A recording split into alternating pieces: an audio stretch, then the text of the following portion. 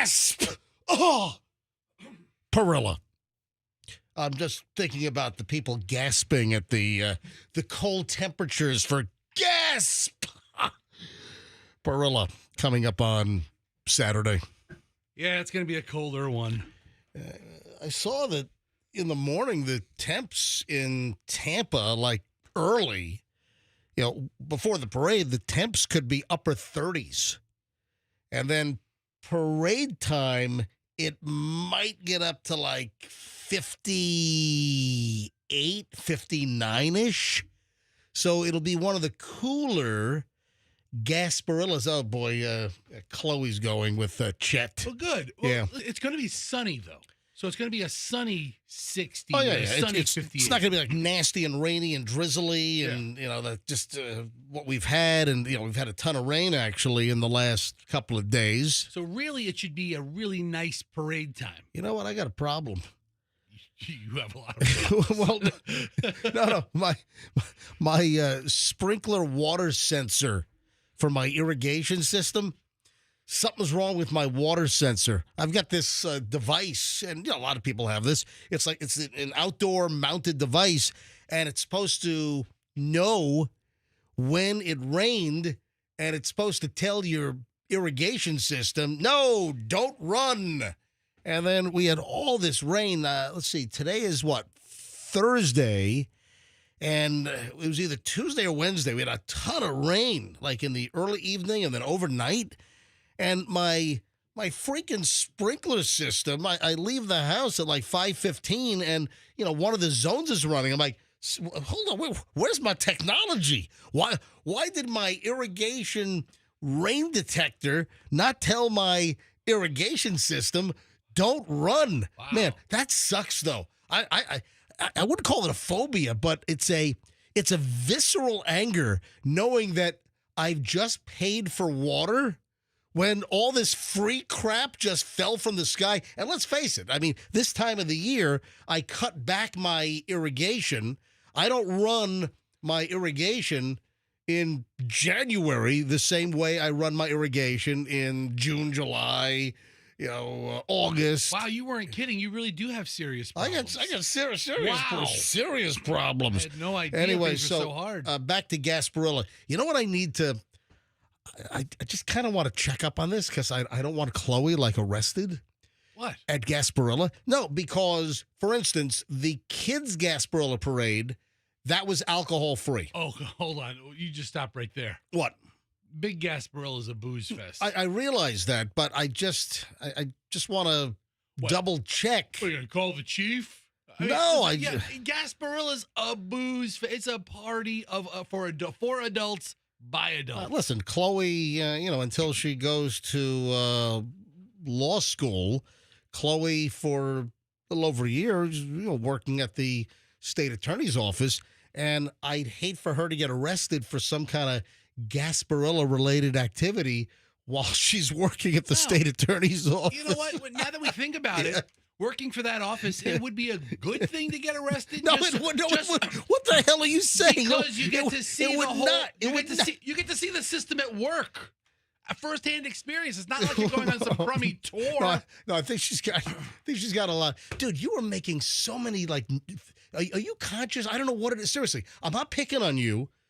Yeah, that stuff. But you're doing it. You never used to do that. And the last 6 months, you're making all kinds of mouth noises. I don't have. Is it like normally I would hit a cough button, right? Yeah. But the way this studio is positioned, my microphone button is literally 4 feet away from me. So move over a little bit then. Well, there's too much of a delay. Then you know what? Yank the freaking button out and drag a wire closer to you then. I mean, this place is getting torched. It is. Hopefully 3 weeks, right? Oh, man, they installed most of the new microphones. I saw that. Yeah. So the new microphones are installed and I think you're going to have a cough button where you clear your throat.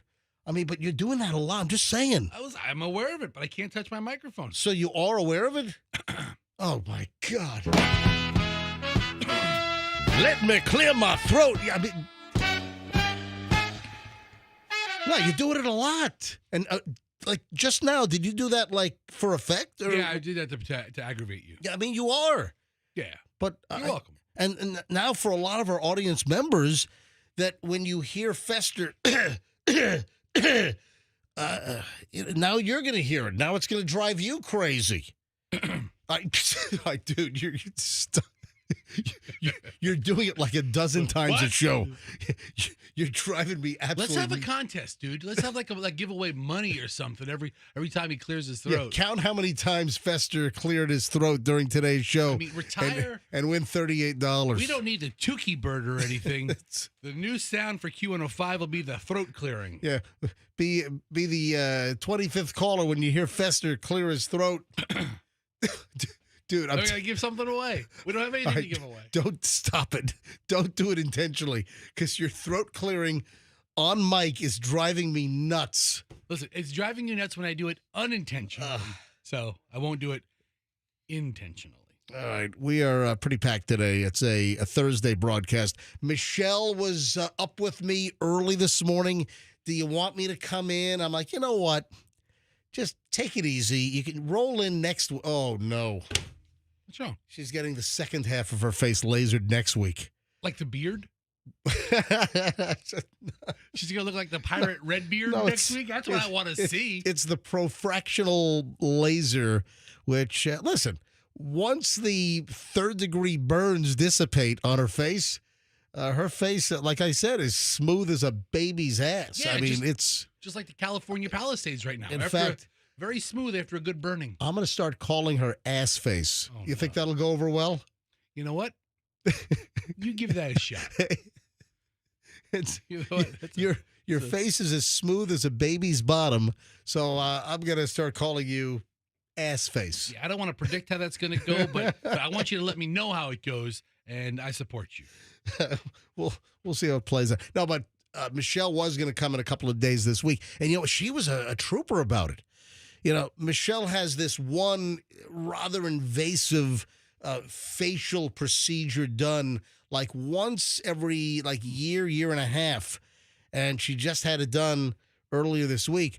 And man, I'll tell you, when she first leaves the clinic where she has the profractional laser face torching, I mean it is horrific. It is. I mean, it's indescribable. And this was my fear.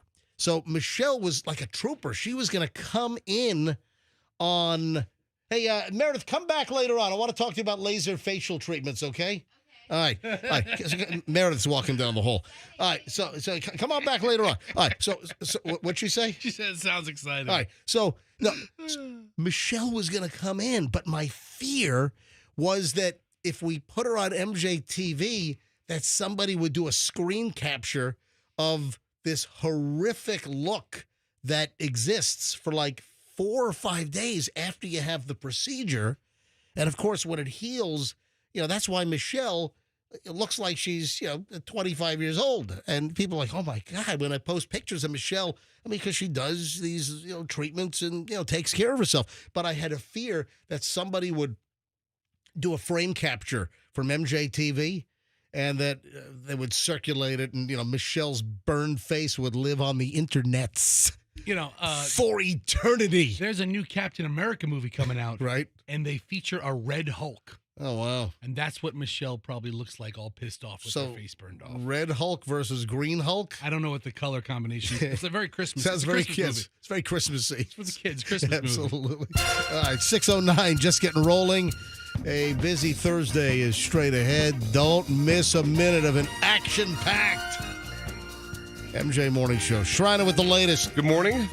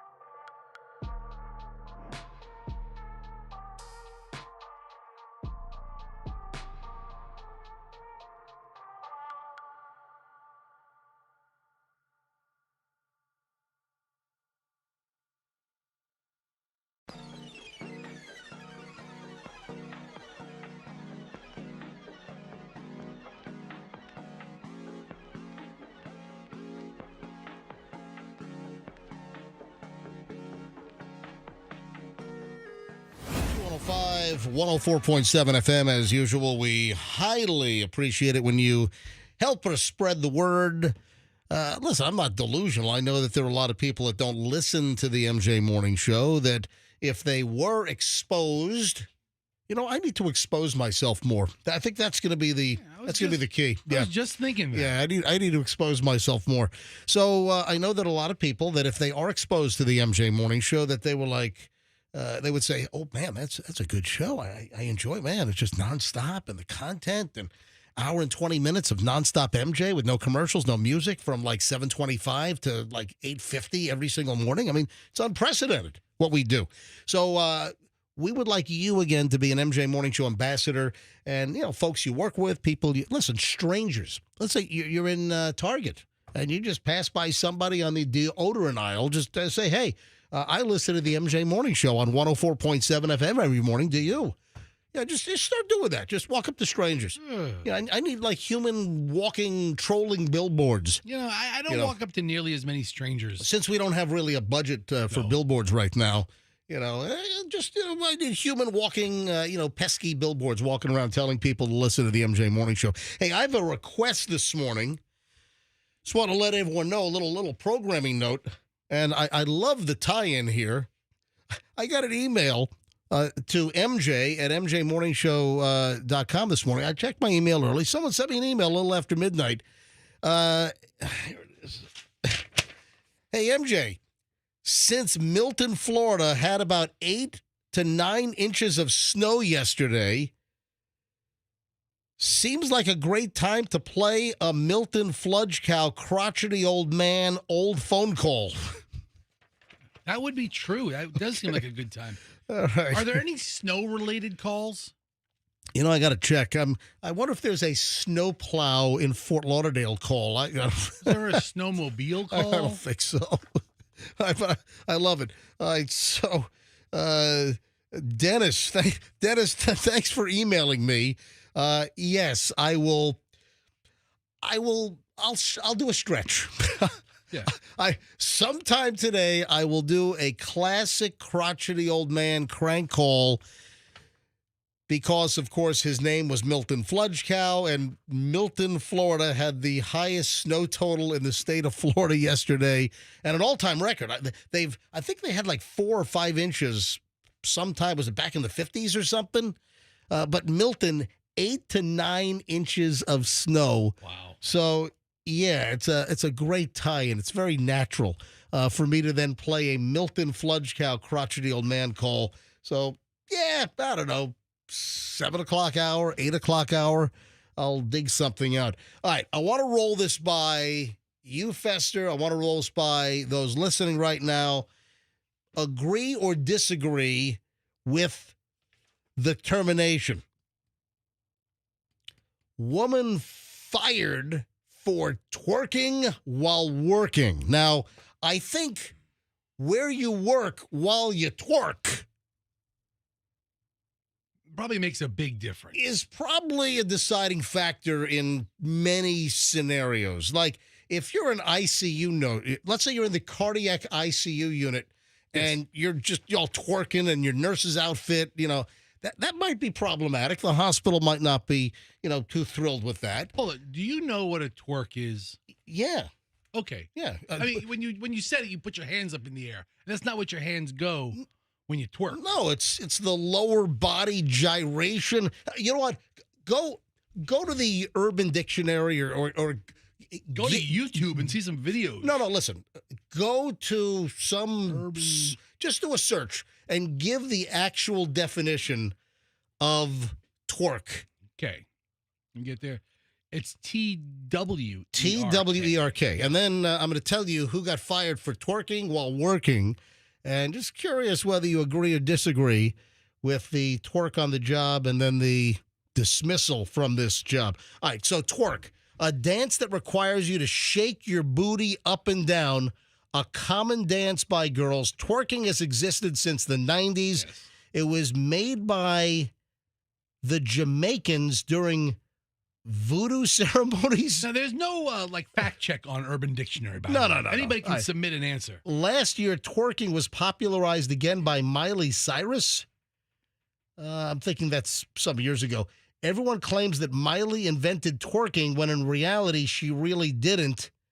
Ever since Miley has been twerking, white girls from all ages with no ass have been trying to twerk and fail every time. Yeah, so this is like this is an entry. This was submitted by Dominique in December of 2015.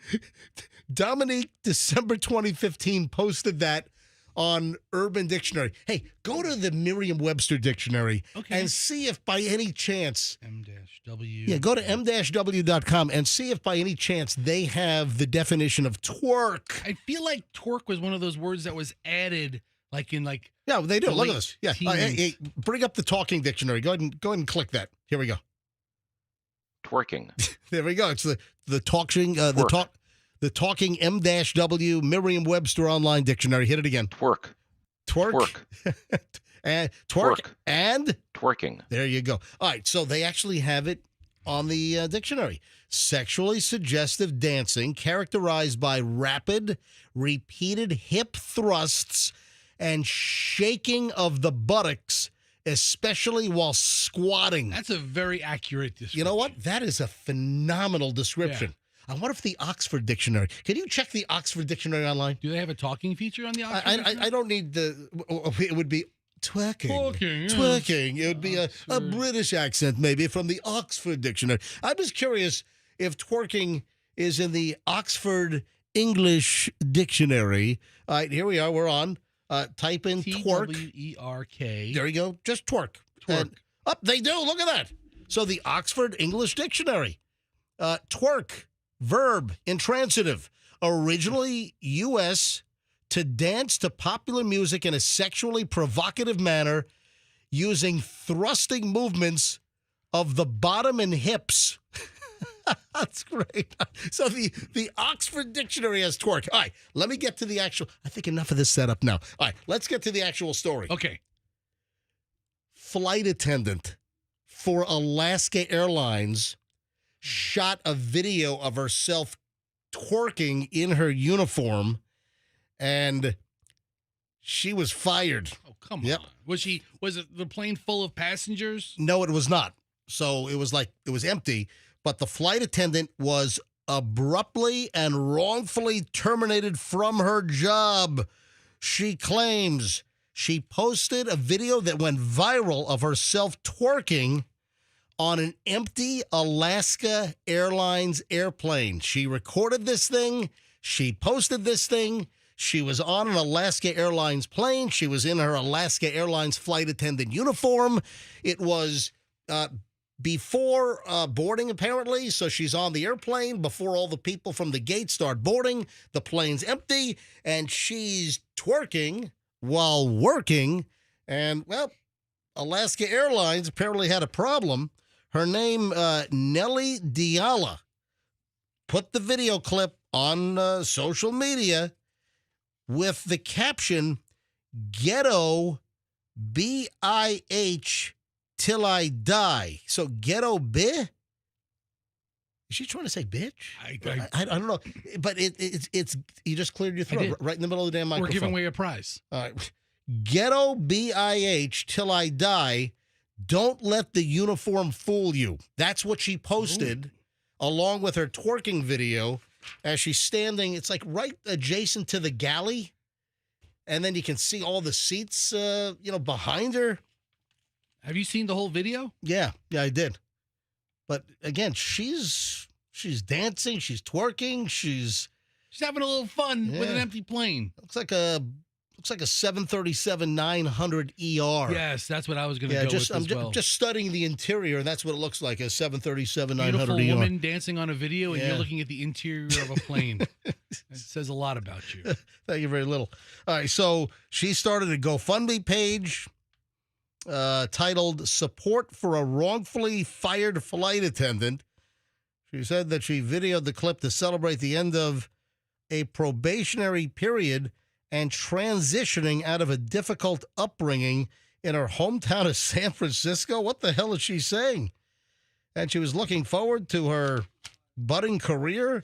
And Alaska Airlines told Diala that her twerking and posting on the airplane in her uniform violated Alaska Airlines' social media protocol and policy. Yeah, it sounds like something that might warrant a warning or something. Alaska Airlines social media policy dictates that employees must make it clear that your online profiles are personal and that you do not represent our companies in social media. Other airline companies employ policies very similar to what Alaska maintains. It's all about reputation, brand imaging. Yeah, the video went viral, and instead of support, the airline came down on her and fired her from her dream job. All right, so now if I'm Spirit Airlines, I hire her in a second. Spirit's got her. She's already gone through the training. She can twerk. Actually, I've seen many actually twerk on my Spirit Airlines flights from Tampa to Fort Lauderdale. I think that's actually a prerequisite for She employment. said, without warning, they terminated me. No discussion, no chance to defend myself, no chance for a thorough and proper investigation. She later responded and reposted the same video with the caption, "What's wrong with a little twerk before work? People act like they never did that before." Well, she launched a GoFundMe, and she has raised, well, as of this particular story's writing, she had raised $12,000. Good for her. Yeah. And that was just 2% of her goal. Wait a minute. Hold on a second. What is she trying to raise, $500,000? 2%, 12. Yeah, do the math then. Reverse engineer that for me, would you please? 10%. So 12%. $250,000 maybe? Is that it? Well, yeah, to be Jeez. 12 times 2, 24.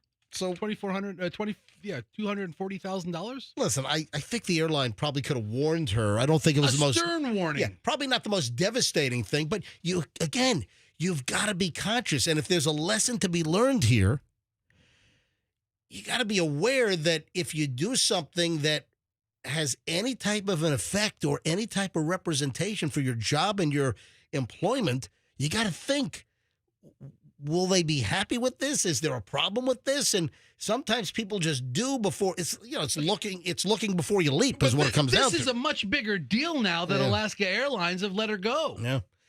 Fired for twerking while working. So just be very, very careful. Yes. This place here. Yep. We're very pro twerking. I mean, I see people making twerking videos in the hallways around here all the time. I'll tell you what I'm going to do. You're going to make a twerking video. I am going to, during the next commercial break, video you twerking. I'm going to video you twerking. No, I'm going to video you twerking. People want to see you. No, people want to see you. I don't have the hips. No, people want to see you twerking. People want to see this flight attendant twerking. I am going to video Fester twerking during the commercial break and post it on my Instagram. Yeah, no thanks. Yeah, stand by for that. Oh, you can give me a hard time. You're not going to twerk? You're not going to twerk? We got the twerk. We got professional twerkers All right, in here. if you twerk, I'll twerk. A dueling twerk off? A twerk off. Now we got a deal. You're a twerk off. Now we got a deal. You twerk off. The twerk jerks. It's 6:35 at the MJ Morning Show. Early morons in the news will roll next. So I implore you to stand by for the morons and also apparently Fester and myself twerking at some point on social media, which I don't think it'll put our jobs in jeopardy. Hey, listen.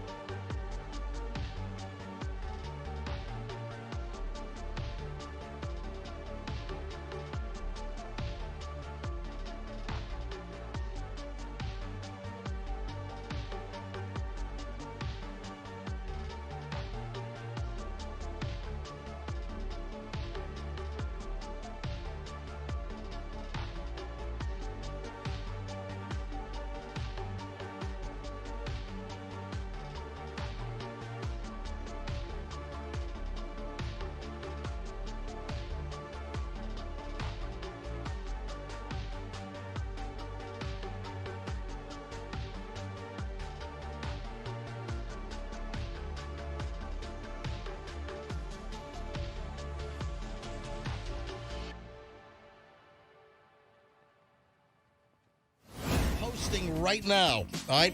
It is finishing up. I'm looking at my Instagram. Welcome back, MJ Morning Show. More on to the news in just a moment. It looks like it has posted. It is posted.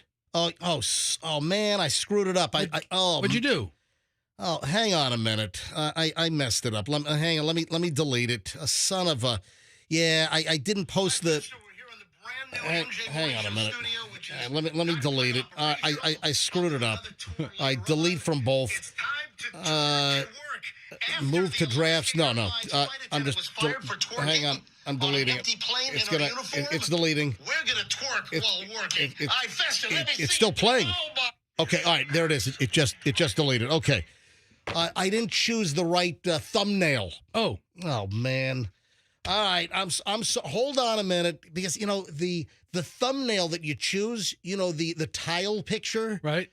That has a lot with people actually looking at the video, and I needed to post I needed to kind of scroll in and get a nice butt shot of you. Of me. What Yeah. about you? You have a great ass. So listen, I needed a better butt shot. All right, so oh man, all right, give me a few minutes. So next commercial break. This is awful. This is an embarrassment. Hold on, it's why is it playing? Because it loaded for a nanosecond, right? Yeah. And then All right, now refresh it and see if it's gone. refresh. All right. Yeah, I'm all right. So, Sorry, this all right, page isn't all right, available. now the page is not available. All right, I apologize. Give me a few minutes. Let me do morons in the news here, and then the next break, I'll repost the video and select the right, the profile pic or the tile with a little freeze frame. Because I want a total Fester butt shot, and I forgot that. I was in a rush. You've got a couple of them to choose from. Yeah, I do. I've got some great ones. All right, 6:46 at the MJ Morning Show. Let's do some early morons in the news. This is terrible. A guy attacks a bartender after being asked to pay his tab, and then starts talking about your Trump. The Trump is going to deport your butt. Oh. Yeah. Here's what this is down in Miami. You ever hear of Norman's Tavern? Oh, yeah, Norman's. Yes. Big fan of Norman's when I'm in Miami. Remember Stormin' Norman's?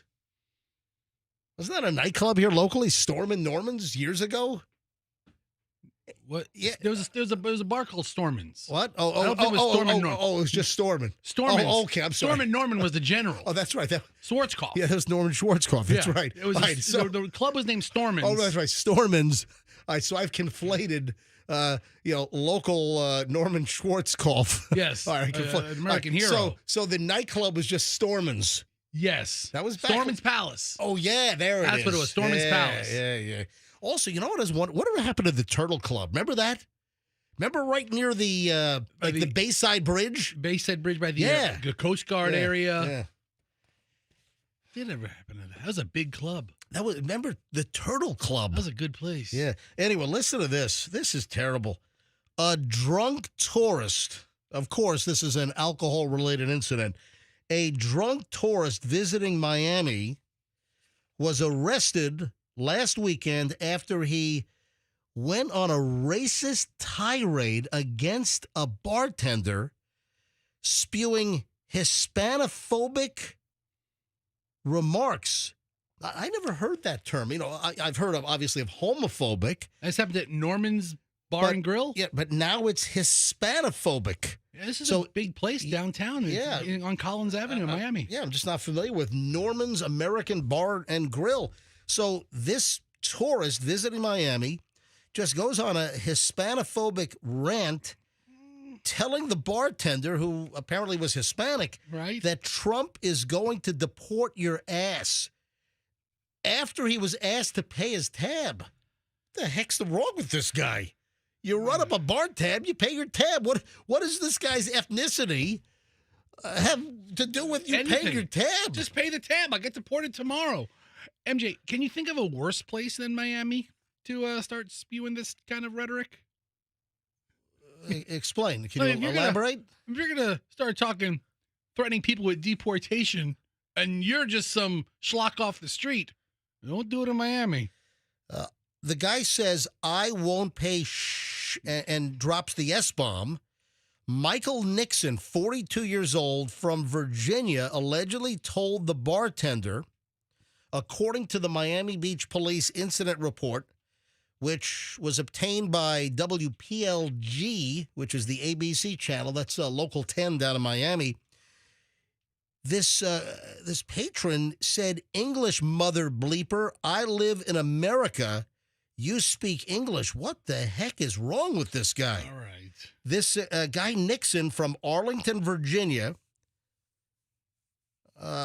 was in town. Yeah, I thought he'd have a nice little Miami vacation. He was at Norman's Tavern at 6770 Collins Ave on North Beach. He ran up a $130.81 bar tab, and the bartender was just trying to get the guy to pay. Wow. Hola. Apparently, that's what Nixon said when he first started speaking to the bartender.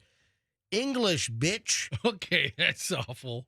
And then he said, effing Trump is going to deport your ass. That is awful. What is wrong with this guy? Yeah, this guy's not a good man. Is this guy like this when he's sober, or is it because of the $130 bar tab that he ran up that he was just running his mouth? I get extra racisty when I drink. Look at Listen, this guy. alcohol does, different things to different people. I mean, you get, the happy drunks, you get the angry drunks. There's a whole gamut. Wow, this is just terrible. So as Nixon went to leave, he intentionally struck the bartender by forcefully moving his body forward, specifically his left shoulder. So he body checked the bartender. Oh, He's not only yelling and cursing at him and saying he's going to get deported, then he body checks the guy. this guy isn't the one to pick fights in bars. Nixon allegedly left Norman's Tavern, but later returned while the cops were responding. Wait, so he went back to the scene of the crime? Wait, what, did he forget something? He made it easy for the cops to arrest him. Online records show that he was taken into custody on a felony charge of battery with prejudice and misdemeanor counts of criminal mischief, defrauding an innkeeper. That's right. Oh, if you skip your restaurant tab, your bar tab. I'm defrauding an innkeeper? Or, I mean, I think that goes back to like the Wild West. Exactly. That when you leave Dodge City and you don't pay the innkeeper. You have your horse tied up out front. Yeah. And then you stay the night, and the saloon's downstairs with that, the swinging doors. The swinging doors. Yeah. And then you stay upstairs in the hotel above the saloon, and if you don't pay your bill in the morning, that's defrauding an innkeeper.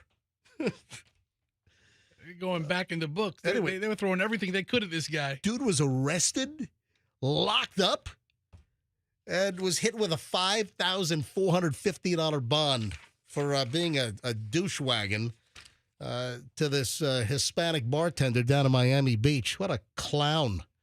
All right, 6:53 at the MJ Morning Show. That's why we call it Early Morons in the News. 7 o'clock hour starts next here on the MJ Morning Show, 104.7 FM. Oh, I meant to do this earlier. Hopefully I did not wait too long.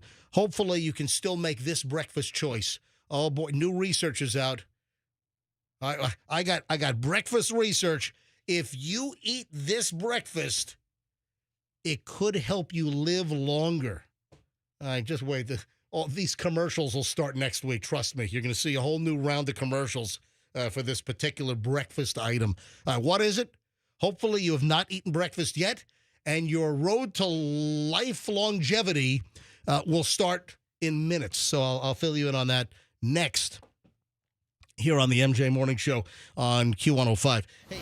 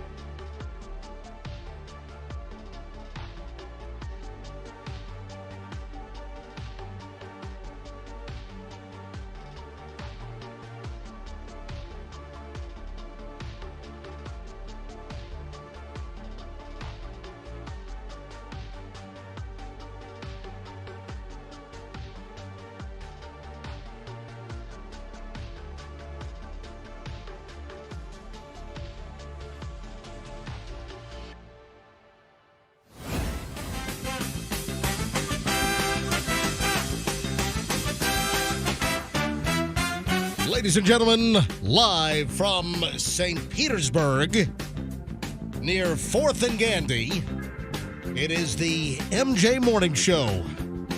Next stop, the Universal Amphitheater.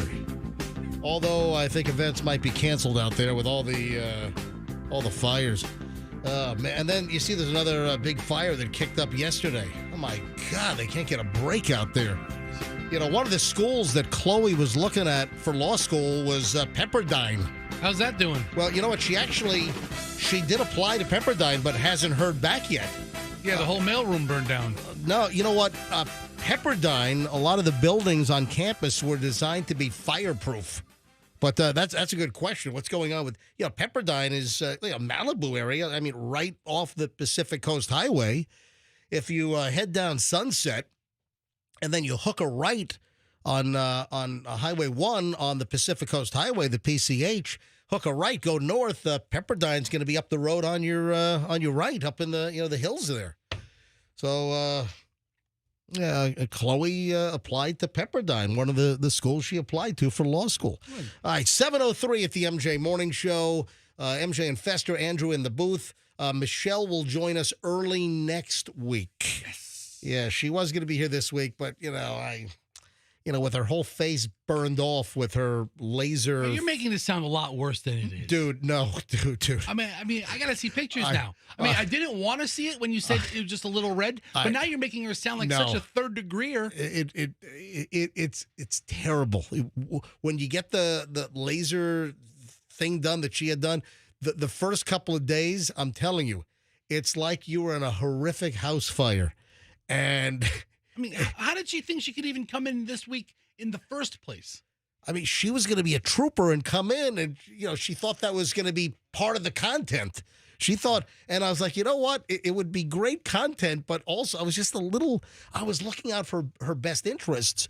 I just didn't want someone to grab like an image of Michelle off of MJTV and then have that image of her burned face just live forever on the internets. That was the issue. Right. Andrew just asked, because Michelle's had this fractional done.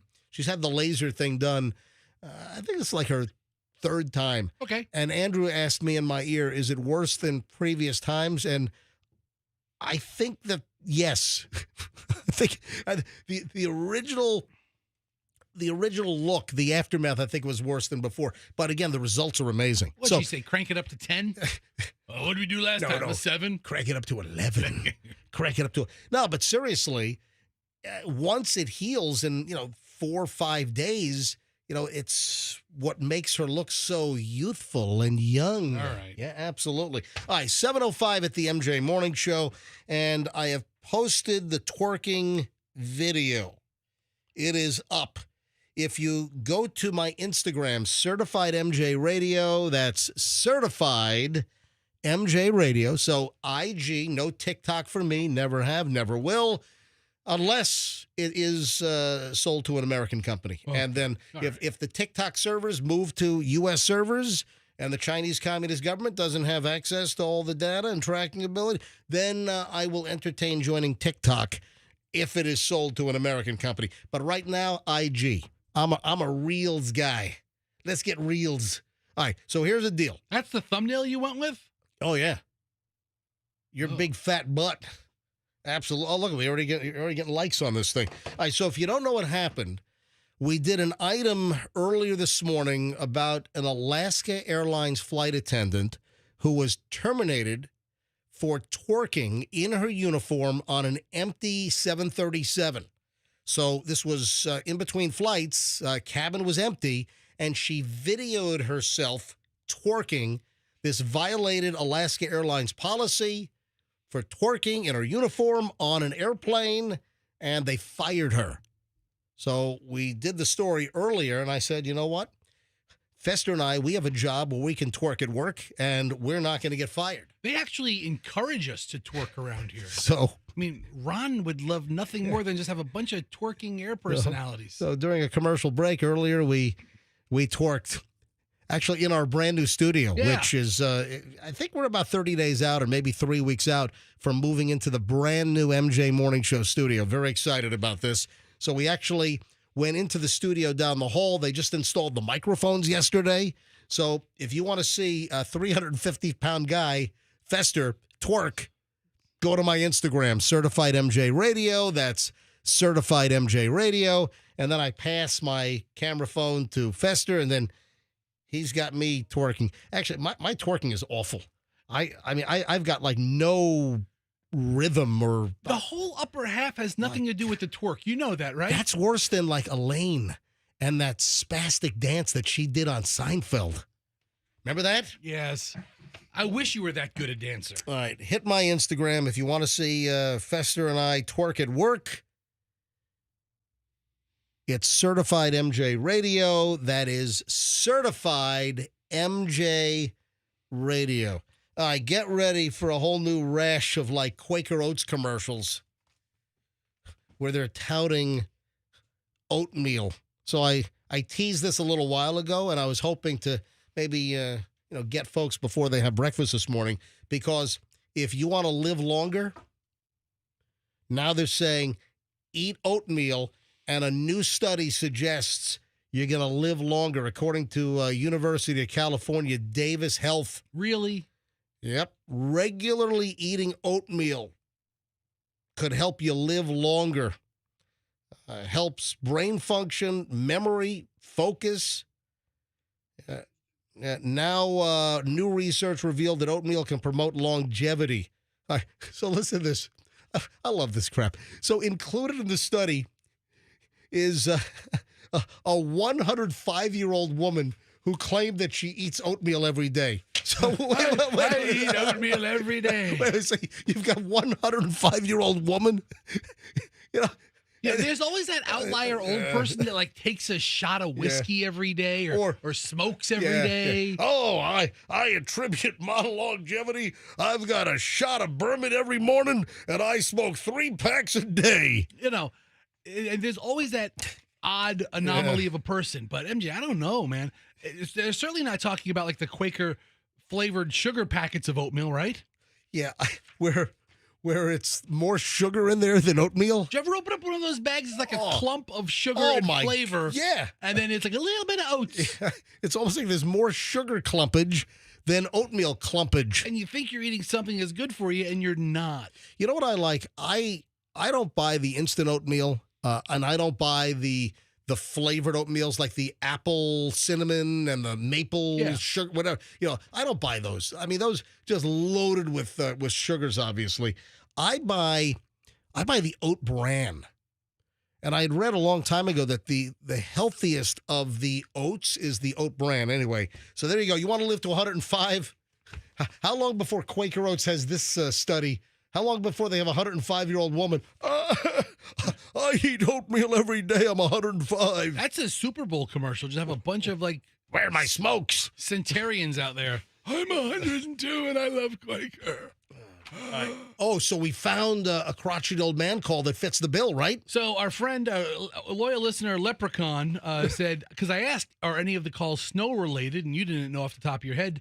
Leprechaun called in and said, hey, it's on the NBC Nothing But Crotchety disc set, like 3 discs, right? Which disc and what cut? And I looked it up. It is disc 2, cut 12. All right, we're going to have a crotchety old man classic coming up this hour. I still have the CD over here. Yeah, so I'll sometime this hour, I'm going to play a crotchety old man, Milton Fludge Cow crank call, because I got an email earlier today. I got an email from a listener saying, hey, since Milton, Florida had a snowfall record of 8 to 9 inches of snow, can you play a Milton Fludge Cow crotchety old man call?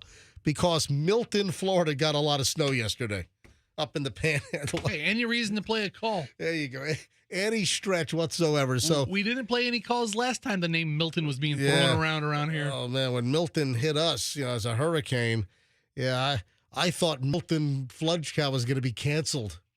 Anyway, Milton lives, and yes, I will play a classic crotchety call coming up here on the MJ Morning Show in just a bit, and it is snow-related. Right. Believe it or not, I did have in the collection of crotchety old man, Milton Fludge Cow crank calls. Oh, thank God you've answered. There is a snow-related call.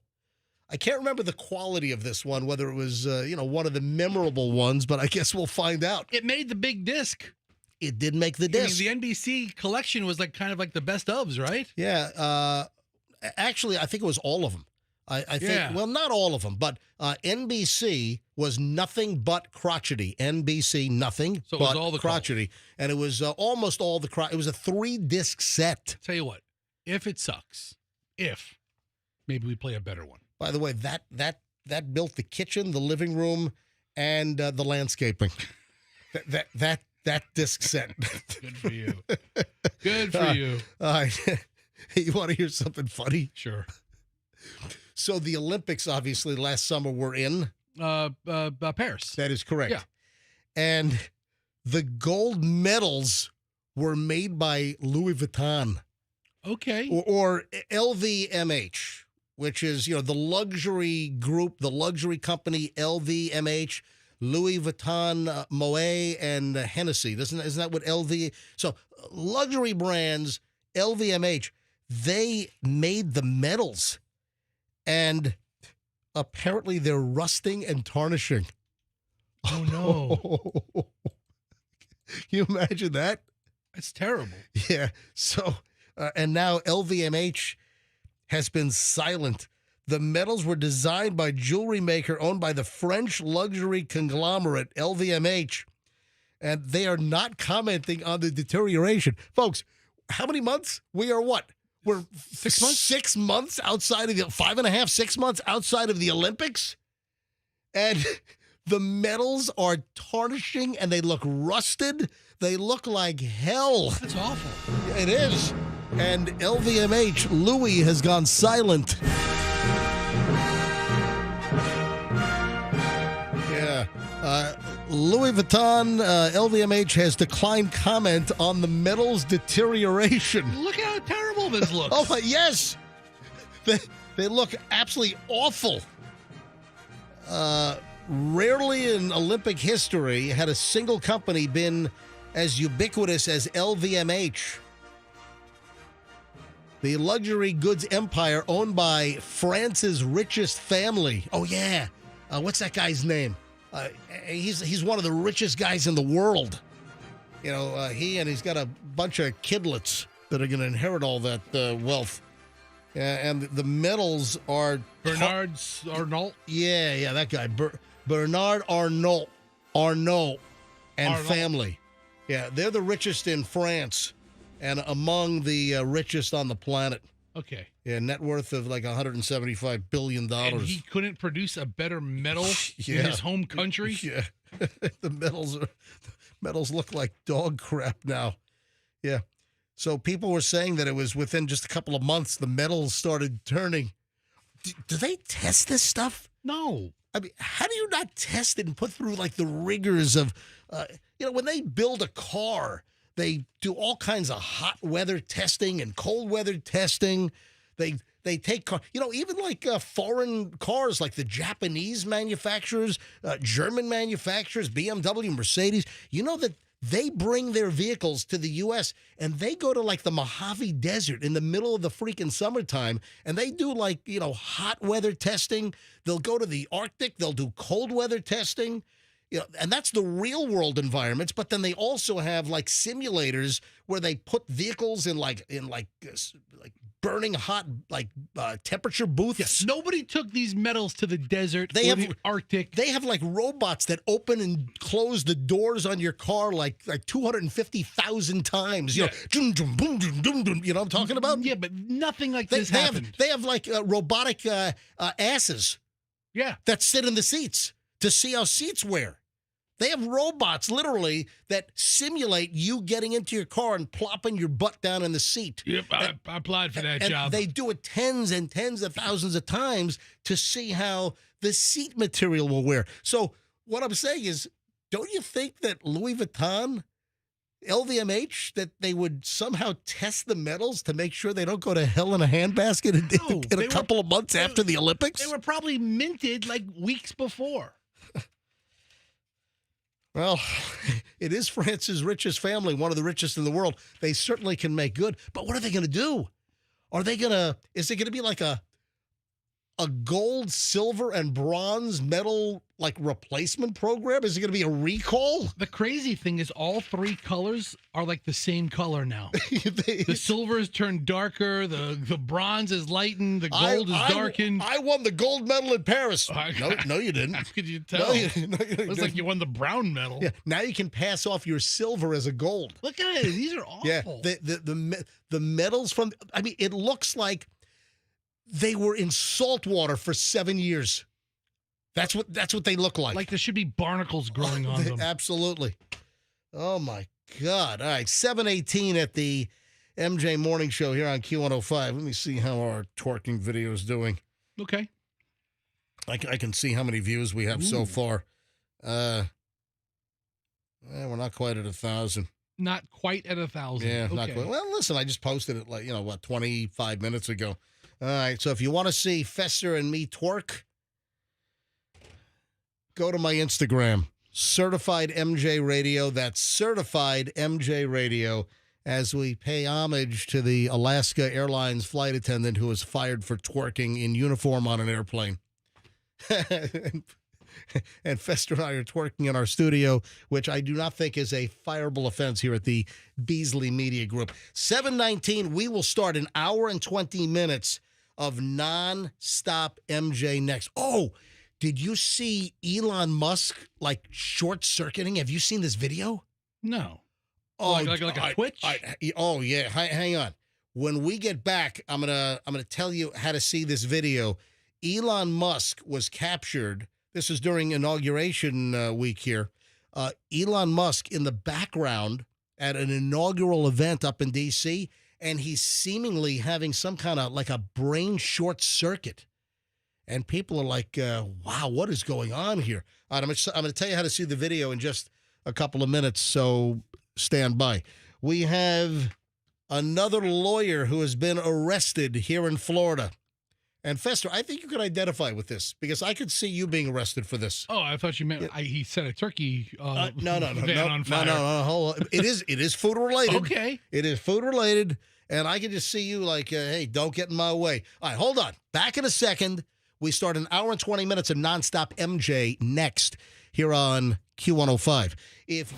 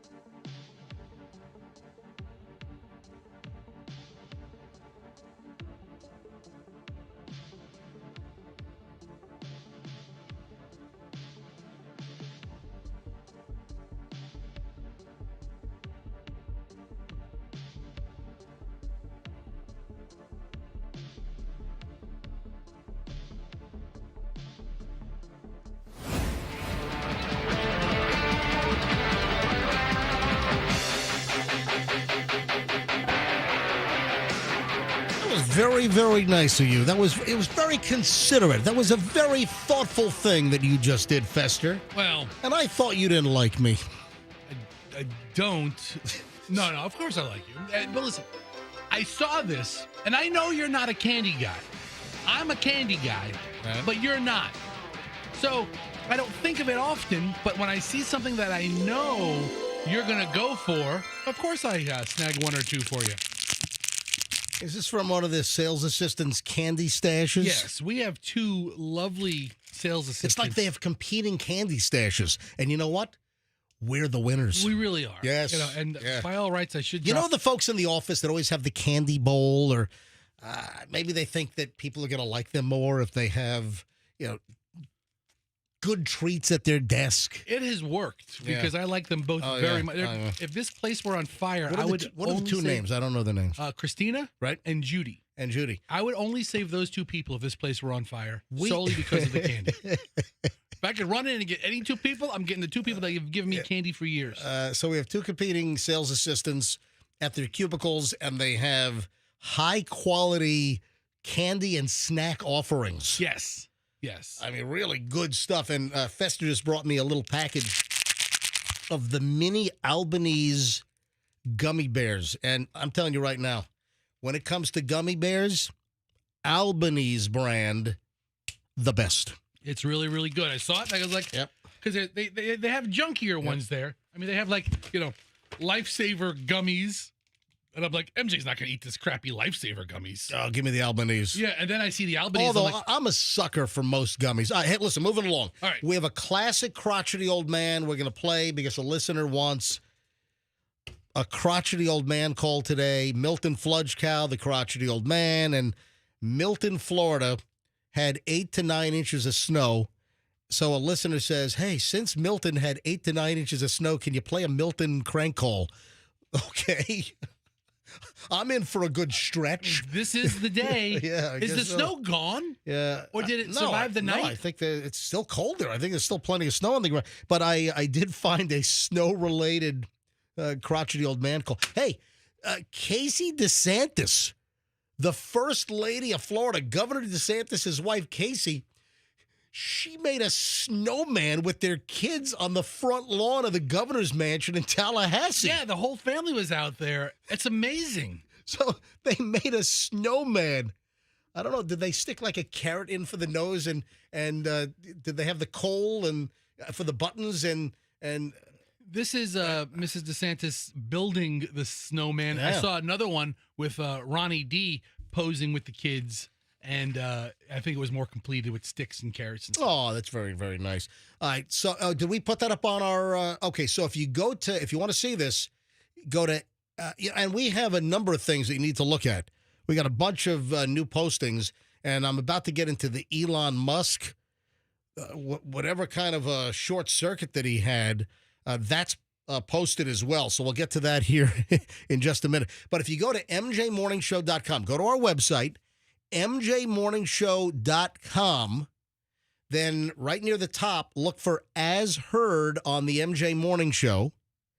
Click on that, and then we have the links to the snowman at the governor's mansion in Tallahassee with the DeSantis family, and then also the Elon Musk spaz out, short circuit. I mean, I don't know what's going on here. Fester, bring up the video. It's again, if you want to see Elon Musk in some kind of a bizarre, I guess it's like it's almost like he needs to be rebooted or something. What's playing? Okay. It's like somebody yeah. speaking at the. Yeah, I got it. At the is this at the Oh, yeah. inauguration? No, no. This is in the rotunda, and this is during. Because there's Bezos, and then there's Yeah. the Indian guy who's Yeah. like, this guy in the middle. Like Bezos is like 200 million. This guy's like 200 billion. 200 billion. No. This guy in the middle is like- Elon Musk is like 400 billion now. But- That's his net worth on paper. Well, the guy in the middle, he's like the head of Google now. Oh, and yeah. he's only worth 1 billion. Yeah, he's a pauper. Yeah. I mean, He's a billionaire bum. They showed Billionaire Row. Yeah. And there's Zuckerberg. Zuckerberg's worth 200 billion. And then there's Bezos, Bezos. 200 billion. And there's this guy. And then Elon Musk is 400 billion. And then they had the Indian dude. He's and- the head of like I think of Apple Alphabet, which is the Google. the parent company of Google. Right. Yeah. So, but And 1 billion. he's only worth $1 billion.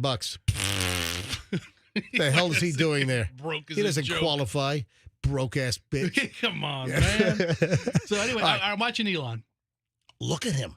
So, folks, the video is posted, and Elon, his head is like, it's like twerking out or short circuiting.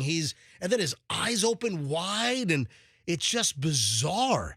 And people are saying, what's going on? Here, the caption here is somebody posted this on X, on his actual platform. And the caption is, I think Elon may have a glitch in his software.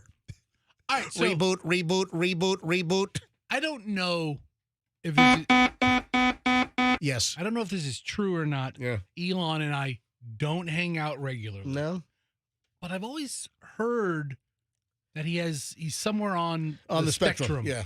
You know, he's extremely high functioning. Yeah. You know, but he has maybe some kind of Asperger's yeah, I or think- something like that. I believe that I've read in the past that he has a touch of Asperger's. Yeah, and I don't want to, I don't know it for sure. I don't know this guy at all, but You know, you have Asperger's as well. Yeah. You eat a lot of burgers, and it all goes to your ass. oof, I wish it went to my ass. Asperger's is, My kids say, and Michelle and the kid, they say I'm on the spectrum somewhere. I think you possibly could be. So I don't, Yeah. I've never been diagnosed. I've never been seen or tested. I don't know. How do you get tested? I think there's a lot of hyper creative people that never think of going for testing, but have something different about them in their wiring. And if you want to see Elon glitch, go to mjmorningshow.com. That's mjmorningshow.com. Click on As Heard on the MJ Morning Show. Click on that. and then you'll see the link, and it'll take you to the video where this is at the inauguration on Monday, and Elon's in the back, and he's just doing these crazy, like, facial and head gyrations, and it's like, something's going on here. Was this during one of the prayers, or are the Vances asleep? Because everybody else has their eyes wide open. Trump's looking at the speaker. Bezos is looking at the back of Vance's head. Good question. And Elon's looking at everything. And then, like, the Vances have their eyes squinted, super closed to shut. Oh, no, I just got a text. What's wrong? Oh, no. Oh, no, what? Hang on a minute. Hold on. Is this a real oh, no? Or Yeah, no. I just got a text. Hang on. You can't say oh, no unless something Hang on. serious is going Let me read my text. Hold on a minute. Oh, no. Your vehicle has an unpaid toll bill for December 2024. To avoid excessive overdue fines on the bill, please cooperate to settle it in time before January 23rd. What's today? That's official. Today's the 23rd. Is it from the state? Oh my God. Wish you a pleasant journey. Details. Oh, there's a link. Oh, hang on a minute. Press the link. I better press this link and give them my name, address, social security number, blood type, all of my bank accounts and routing numbers. I've got to, hold on. Folks, I'm going to have to take a little pause from the show. I'm going to have to give this link all the information they need. I'm going to have to turn over everything. Do we have any intermission In music fact, you can play? I'm going to give them my parents' bank account numbers as well. Just in case, so they really get the money. And my parents' social security numbers. Good call. You know what? I'm going to give them everything. You know what? I'm going to get the dog's records from the vet. I'm going to send those in too. You really want to be sure this is settled. You want a zero balance. Yeah, you know what? I better take care of this right away. I can't have. All right, hold on now. I can't have a looming a toll bill. The DMV's not going to call you or send you a text about a bill. No, obviously I'm being facetious, No, but I literally I get these like a couple times a year, and for whatever reason I think it's very prevalent right now. Do not click the link. The Sun Pass or whatever Easy Pass here in the state, it's Sun Pass. They're not sending you a text. You know what I do get? I've gotten emails from SunPass. No, I get the text. Do I get a text or an email? I think I get both. Like when your account refreshes. I think I get an email. I put in $20 at a time on my SunPass, and when it depletes down to like $2, it takes another $20. Yeah, so you'll get a notification, Yeah. and I believe I get text notifications for that. But those are official. They're not asking you for anything. Anything is done on your account online, behind your username and password. You're not going to get a text saying that your vehicle has unpaid toll bills. So warning. I did not give them my social security number, blood type, bank account information. Do not, whatever you do not fall for this phishing garbage, which is very, very prevalent. Don't fall for it. All right, 7:38 MJ Morning Show. We are in the midst of over an hour and 20 minutes of nonstop MJ. No one does this.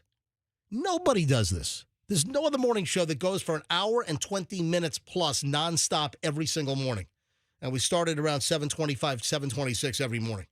And it's in effect right now. Fester, I saw this story, and I thought of you. Well, I'm glad to be top of your mind.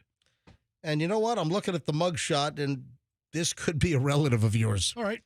You want to see the mugshot of this guy? That might be a relative of mine. He looks so familiar. All right, let me hold this up to MJTV. I'm going to hold this.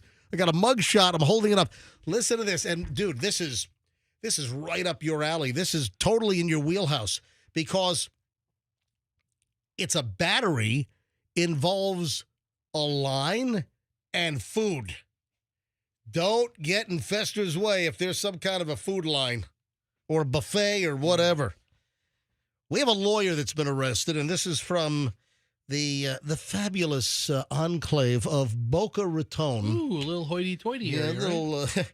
An attorney by the name of Mark Rower has been jailed. I'm sorry, it's funny as hell. What did he do? He broke a plate over the head of a wedding guest in the buffet line at a Boca Raton wedding. he gets into a fight over line cutting at the buffet line and takes a freaking plate and bashes it over someone's head at the wedding. That's a big deal, man. You can't cut the line. Let me share. This is from Boca News Now. That's my second favorite. My favorite website is Del Boca Vista News. Yes. So, I mean, there's got to be some kind of line etiquette. If you're going for the whole plate and you're walking up with an empty plate, you got to do the whole line. But if you're going up just for one thing, there might be a way to bob in and get it and go. All right, listen to this from Boca News Now. The lawyer arrested following a prime rib incident during a weekend wedding at Boca Lago Country Club allegedly broke a plate over the head of another guest.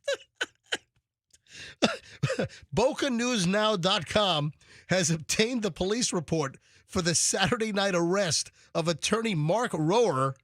Rohrer is free on bond, a former Boca Raton-based bankruptcy attorney. He now works from an office in Broward County. He is charged with aggravated battery with a deadly weapon. Rohrer, according to the police report filed by the Palm Beach County Sheriff's Office, was upset that another wedding guest let her two girls get in front of him in the buffet line at the prime rib carving station. I mean, were they down to their last piece of prime rib? I mean, why so angry, big guy? That's when witnesses say that Rohrer lost it. The victim then stated that a white male standing behind him became upset that he was being cut in line, and the white male, who was later identified as Mark Stewart Rohrer, walked up to him and they began arguing. The victim then stated that he was attempting to remove himself from the situation and he turned around to avoid further contact. The victim then allegedly said that he was hit over the head with a plate and he was shoved. And while off balance, the victim was grabbed by the collar by Mark, who was holding a plate over his head. Witnesses confirmed the story with the subject of this part of the police report. Listen to this. Quote, I then spoke to a worker at the event who said in a sworn statement that they saw the whole interaction from the start and corroborated the victim's account about why Mark became upset at being cut in line. The witness then stated that the victim had turned away from Mark in an attempt to ignore him, and this is when Mark walked up to him with a plate and hit the victim over the head with the plate. This lawyer will not be ignored. The witness confirmed that the plate had shattered and that Mark then pushed the victim and was holding him by the collar. The witness then stated that the surrounding people separated the two individuals, but then, can you imagine you have a wedding guest at the prime rib carving station and he ruins your wedding reception? Two kids cut the line with, I guess and this guy freaks out and it culminates with him taking his plate. If this guy only knew a good lawyer. And smashing. Well, this guy's, I think did I say he was a bankruptcy attorney? Bankruptcy, commercial litigation guy, business disputes. He needs a criminal defense attorney now is what he needs. I have his office website here. Oh, my God. Should we call him up? I mean, let's at least call the business line and do we? Yeah, let me. Are we on his side or are we against him? Dude, you can't. Listen, I'm not a fan of line cutting, but you don't take the plate and smash it over some guy's head in the prime rib carving station line. Yeah, that's a good point. Oh, you think so? I mean, it's a fair point. I don't know if it's a good point. I mean, you really have to respect the line. Let's see here. When police spoke to the lawyer, he initially lawyered up.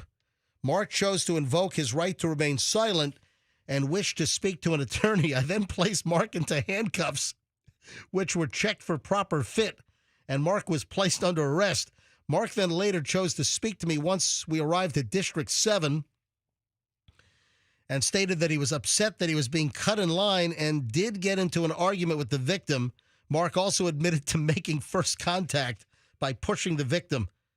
The deputy who arrested him wrote, I find probable cause that Mark Stewart Rohrer is in violation of Florida statute as he did actually and intentionally touch and strike the victim. This is really aggressive. And in doing so, used a plate as a weapon. A deadly weapon? It's a deadly freaking weapon. know we've got the.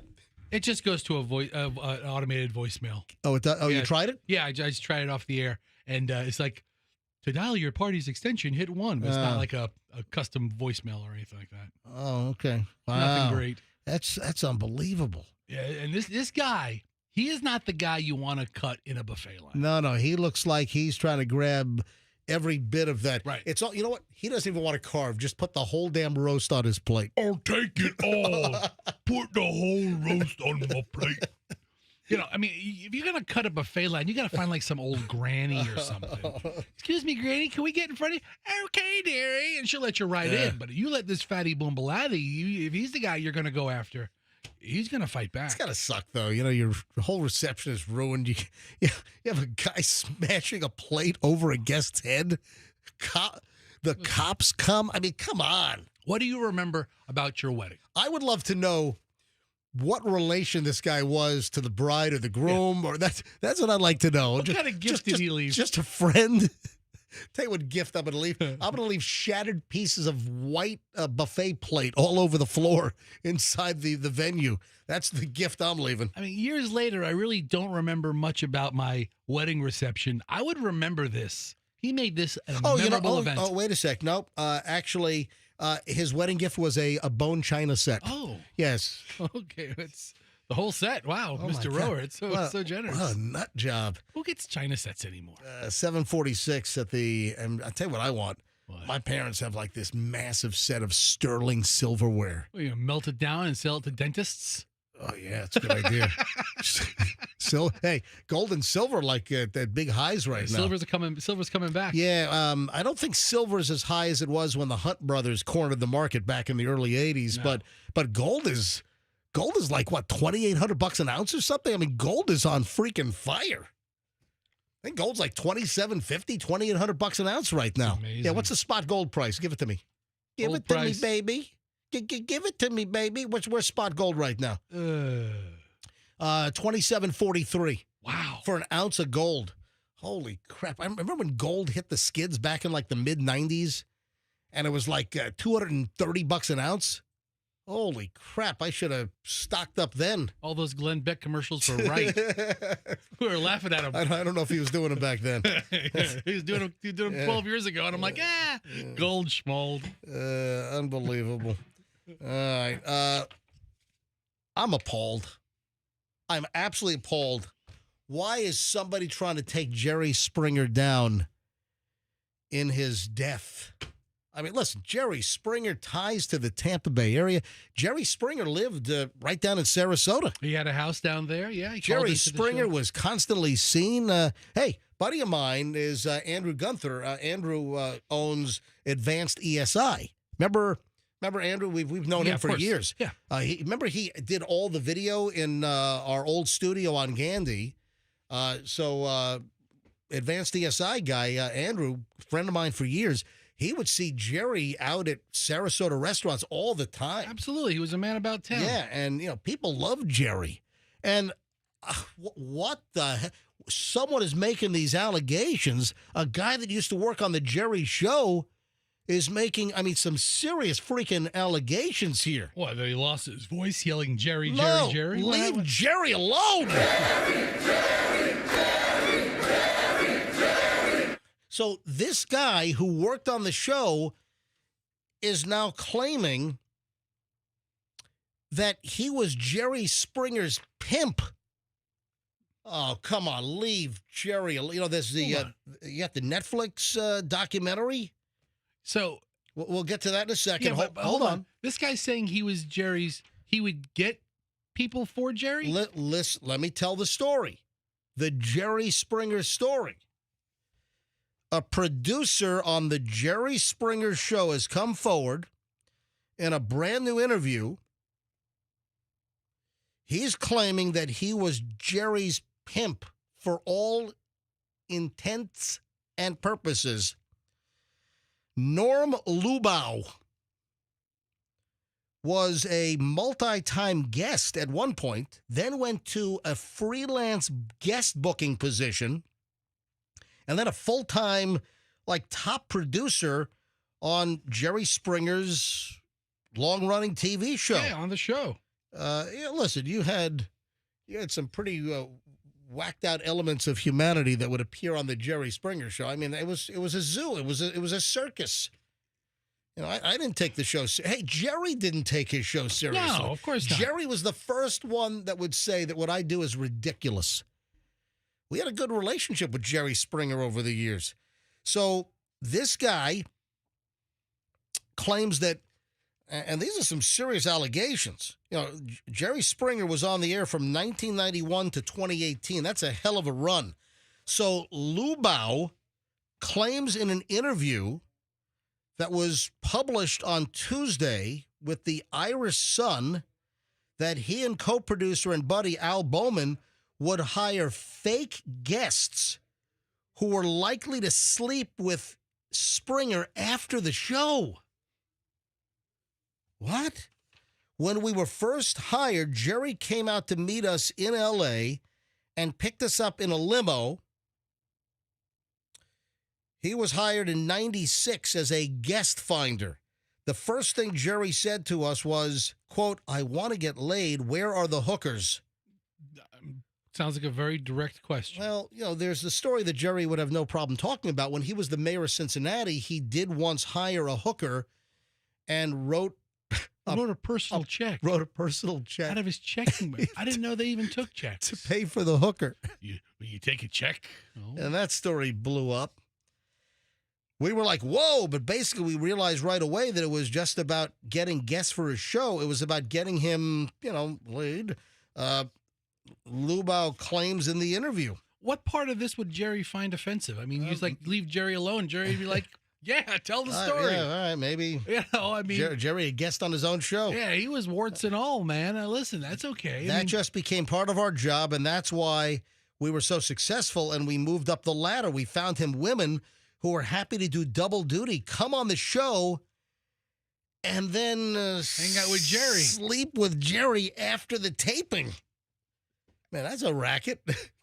Listen, but it's it doesn't sound like he's bashing Jerry. He's just telling his experiences with you. You know what I mean? I realized right away that the most important thing was not finding guests, but finding women for Jerry.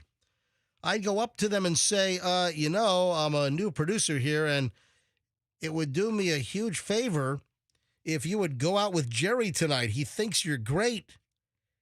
And they would. And they would. So I was like Jerry's pimp, he says. Lubau told the news outlet that many of the guests would be fake that they booked, and Jerry was aware of their shady origins. He didn't care. Oh, listen, do you think, after seeing Jerry Springer episodes, do you think that all of those guests were real and that many of them were playing a part? You know what? There were enough real ones to sell the whole thing. There were enough real ones to make the whole thing believable. Wow. But it was an entertainment program. They were acting in some capacity.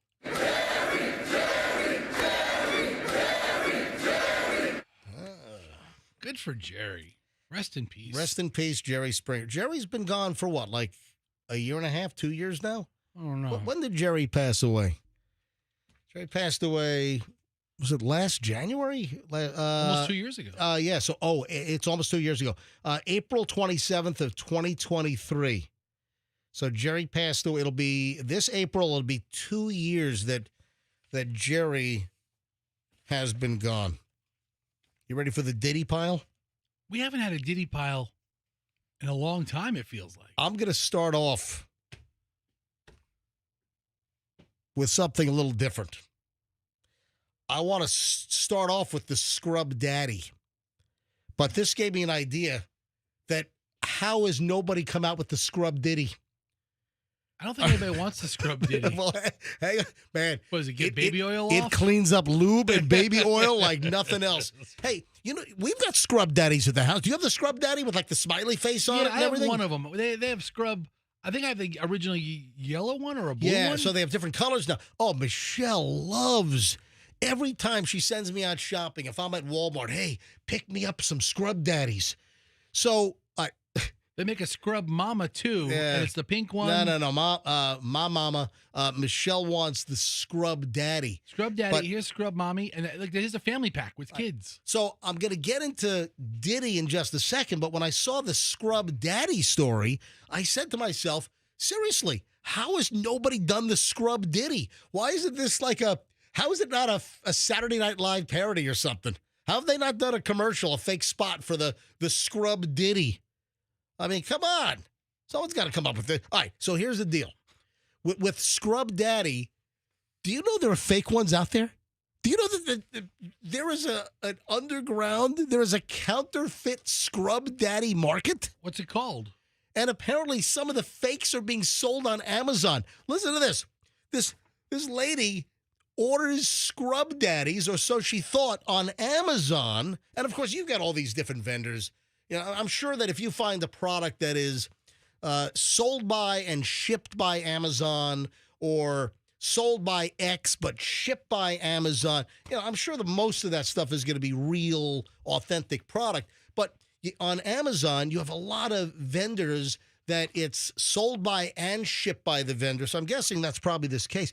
This woman orders scrub daddies off of Amazon, and then she gets them, and then she notices on the package, well, that doesn't make sense. She orders a 3-pack, and the graphic says 3-pick, P-I-C-K. Okay. They've misprinted the freaking label. That's clearly not a real scrub daddy. It's obviously a knockoff counterfeit. Okay, so look Probably here. some Chinese counterfeit where they couldn't even get the spelling right. I found Yeah. just by the first couple of lines. You're on Amazon right now. Yeah. First couple of lines are all scrub daddy products. Yeah. Third one in looks like a cat, right? You wouldn't really mistaken that for scrub daddy. No, it's... But you scroll down a little bit, and they have the exact same looking round face with Yeah. different features. Yeah, it's called multicolored sponge. And that's exactly what a scrub No, daddy no, is. but hold on a minute. The packaging said scrub daddy, but it had typos on the actual box. So they were trying to... The one you're looking at is not trying to pretend to be. It doesn't show the box either. Right, all right. It just shows the product So being used. This woman buys the scrub daddies on Amazon, and there are typos on the box, and they're like made in China. It says the 3-pick. Yeah, I want the 3-pick, and of course it meant to be 3-pack. So and you know the whole scrub daddy thing is pretty amazing. Do you know that the scrub daddy is considered to be the most successful item ever from? Shark Tank? Yep. Uh-huh. Who bought into it? Lori. Lori is a Griner? Grinier, something like that? Yeah, whatever. The kind of blondish. Yeah. Yeah. She has a lot of products. Yeah, she's actually one of the more pleasant ones. So she apparently invested $200,000 for a 20% stake. Oh, my God. And Scrub Daddy is apparently the most successful Shark Tank product. I mean, it's got today. is it $1 billion company? Oh, it's got to be. I mean, I don't know. I mean, I don't know if it's $1 billion, but many I'm sure hundreds of millions. I'm sure the Scrub Daddy market cap is pretty freaking healthy. I know that my wife has me pick one up every time I go to Walmart or whatever. But I do like the Scrub Diddy. All right, so when I saw that, I'm like, I gotta lead off the Scrub Diddy, P Diddy pile. All right, we got lawsuits. We haven't had a P Diddy pile in quite a while. So Sean Diddy Combs is suing an individual as well as News Nation. You know, the cable channel News Nation. Yeah. Which, why? What they say that was so wrong that it warrants a lawsuit? We've got a $50 million defamation lawsuit that has been filed. And you know that isn't News Nation owned by Nexstar?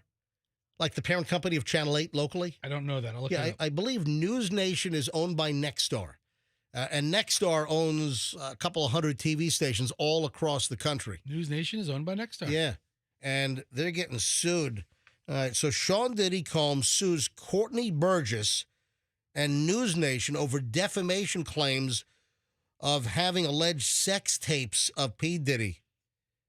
I think he's got enough to worry about versus, I don't know if he's ever going to see the light of day. Or maybe he'll get a pardon. You know, Yeah, maybe. I mean, maybe on the way out the door. Got a freak off pardon coming. No, Diddy has filed a $50 million defamation lawsuit against Courtney Burgess, the music manager's attorney, Ariel Mitchell, and Nexstar Media Incorporated, which operates News Nation. According to the lawsuit, which was filed in the United States District Court for Southern District in New York, obtained by Page Six, Burgess allegedly made up claims about Combs that Mitchell co-signed and News Nation then broadcast. So, the claims of allegedly having sex tapes.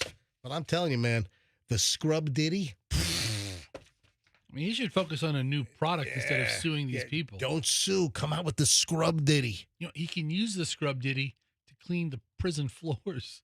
That's right. Yeah, he's got bigger problems than suing these people. I'm shocked at this information. Yeah, you're about to be shocked about a lot of things. It is 8 o'clock at the MJ Morning Show. I do not remember this particular crotchety old man call. This is on the Best of CD set, the NBC, Nothing But Crotchety, which this 3 CD set, this sold a whole lot. NBC. This is NBC. Damn right. This is NBC. I'm holding it up to MJTV right now. This is Nothing But Crotchety, NBC. This was a 3 CD set that I put out that had virtually all of the crotchety calls on a 3 CD set. So I get an email. A listener says, this is quite the stretch, but okay, fine. I'll play along here, okay? Listener says, since Milton, Florida just had record snowfall up in the Panhandle of 8 to 9 inches of snow, the listener said, hey, could you play a Milton Fludge Cow crotchety old man call? And believe it or not, Fester was looking through the set, and a listener turned me on to it. So what happened? One of our listeners, a guy who dresses up as a leprechaun. I don't even know his name. I just know him as Leprechaun. Right. Leprechaun sends me a text. He goes, hey, I asked you, do we have any snow related? And you didn't recall any. Yeah.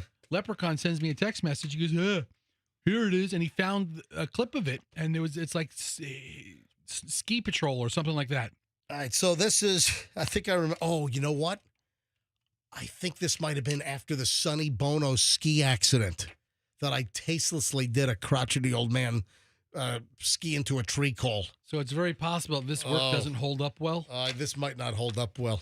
I don't remember the quality, folks. Let's listen. Let's listen live because I have not heard this in years. I can't remember if this is funny. I can't remember if this is horrific. It's horrific. All right, let's see what we got. Here we go. For all of the snow in Milton, Florida, 8 to 9 inches of snow, a classic crotchety that's snow-related. Going down slopes with cell phone now. Thank you for calling Heavenly Ski Resort. If you know the extension of the person you'd like to speak with, please dial 9 and the extension now. The recent storms have left us with almost 2 feet of freshies for the new year, and there is no question we are well into a great 1997-98 season. How about Sonny Bono? Details, press 1 for the Heavenly Snow Phone and 2 to reach the job hotline. Need Otherwise, ski press 0 patrol. or stay on the line, and a Heavenly receptionist will be with you shortly. Concerned about trees. 0, 0, 0, 0. Thank you for calling Heavenly Ski Resort. How can I help you? Oh, thank God you've answered. Get me the ski patrol. Hello, Ski Patrol. Oh, thank God you've answered. This is Milton Fludge Cow. I'm skiing on the slopes right now. I'm on my cellular phone, and I'm flying Sir. down. Yes? Which slopes are you on, sir? I'm on the one that Sonny Bono had the tragic accident on, and as I fly down the slopes, I'm noticing that there are trees all over the place, and they're a safety hazard. I want all the trees cut down immediately. Slow down. We cannot cut down the trees. Please stay away from the trees. Cut them down. They're dangerous. They're all over the place. I can see why Sonny bashed into one of the trees. Well, we can't do that. Please. I want you to cut them down immediately. Please ski in the middle of the slopes. And Clear the trees. Sir, please. Clear them all down. I'm flying right now, weaving and swerving and passing by skiers very recklessly, and I'm noticing the trees are adding to the potential danger and nightmare. You're on your cellular phone right now. You present a hazard to other skiers. Please turn off your cellular phone and slow down. I'm like Susie Chapstick. Woo! Right there. Oh, my God, I got a tree. I got a tree. My God. Ah! Ah! Oh, I just hit the tree face first. Feeling dizzy. Are you okay? I'm feeling unconscious. Where's your location? What's your location right now? I'm on the slope next to the tree that I hit. Are you okay? I'm feeling okay. Yes, I think I've survived the crash. Oh, no. Oh, no. Oh, tree is cracking. Tree is going to fall on me. Oh, my God. Sir, are you okay? Tell me where you are. Tell me your location, sir. We got to get somebody on the slopes right now. We have an accident. We have an accident. That's terrible. How freaking insensitive am I? They were looking for hours for your Oh my God. crushed body under the tree. Holy crap. Should have called Park City when they were on strike. You know, a couple of weeks back. All right. It was Sonny Bono related. What'd you say? A spectacular Do you- 1997, 98 Yeah, season? yes. And I think it was Heavenly. Was that where was the Sonny Bono ski accident at Heavenly? I don't know. I think it was.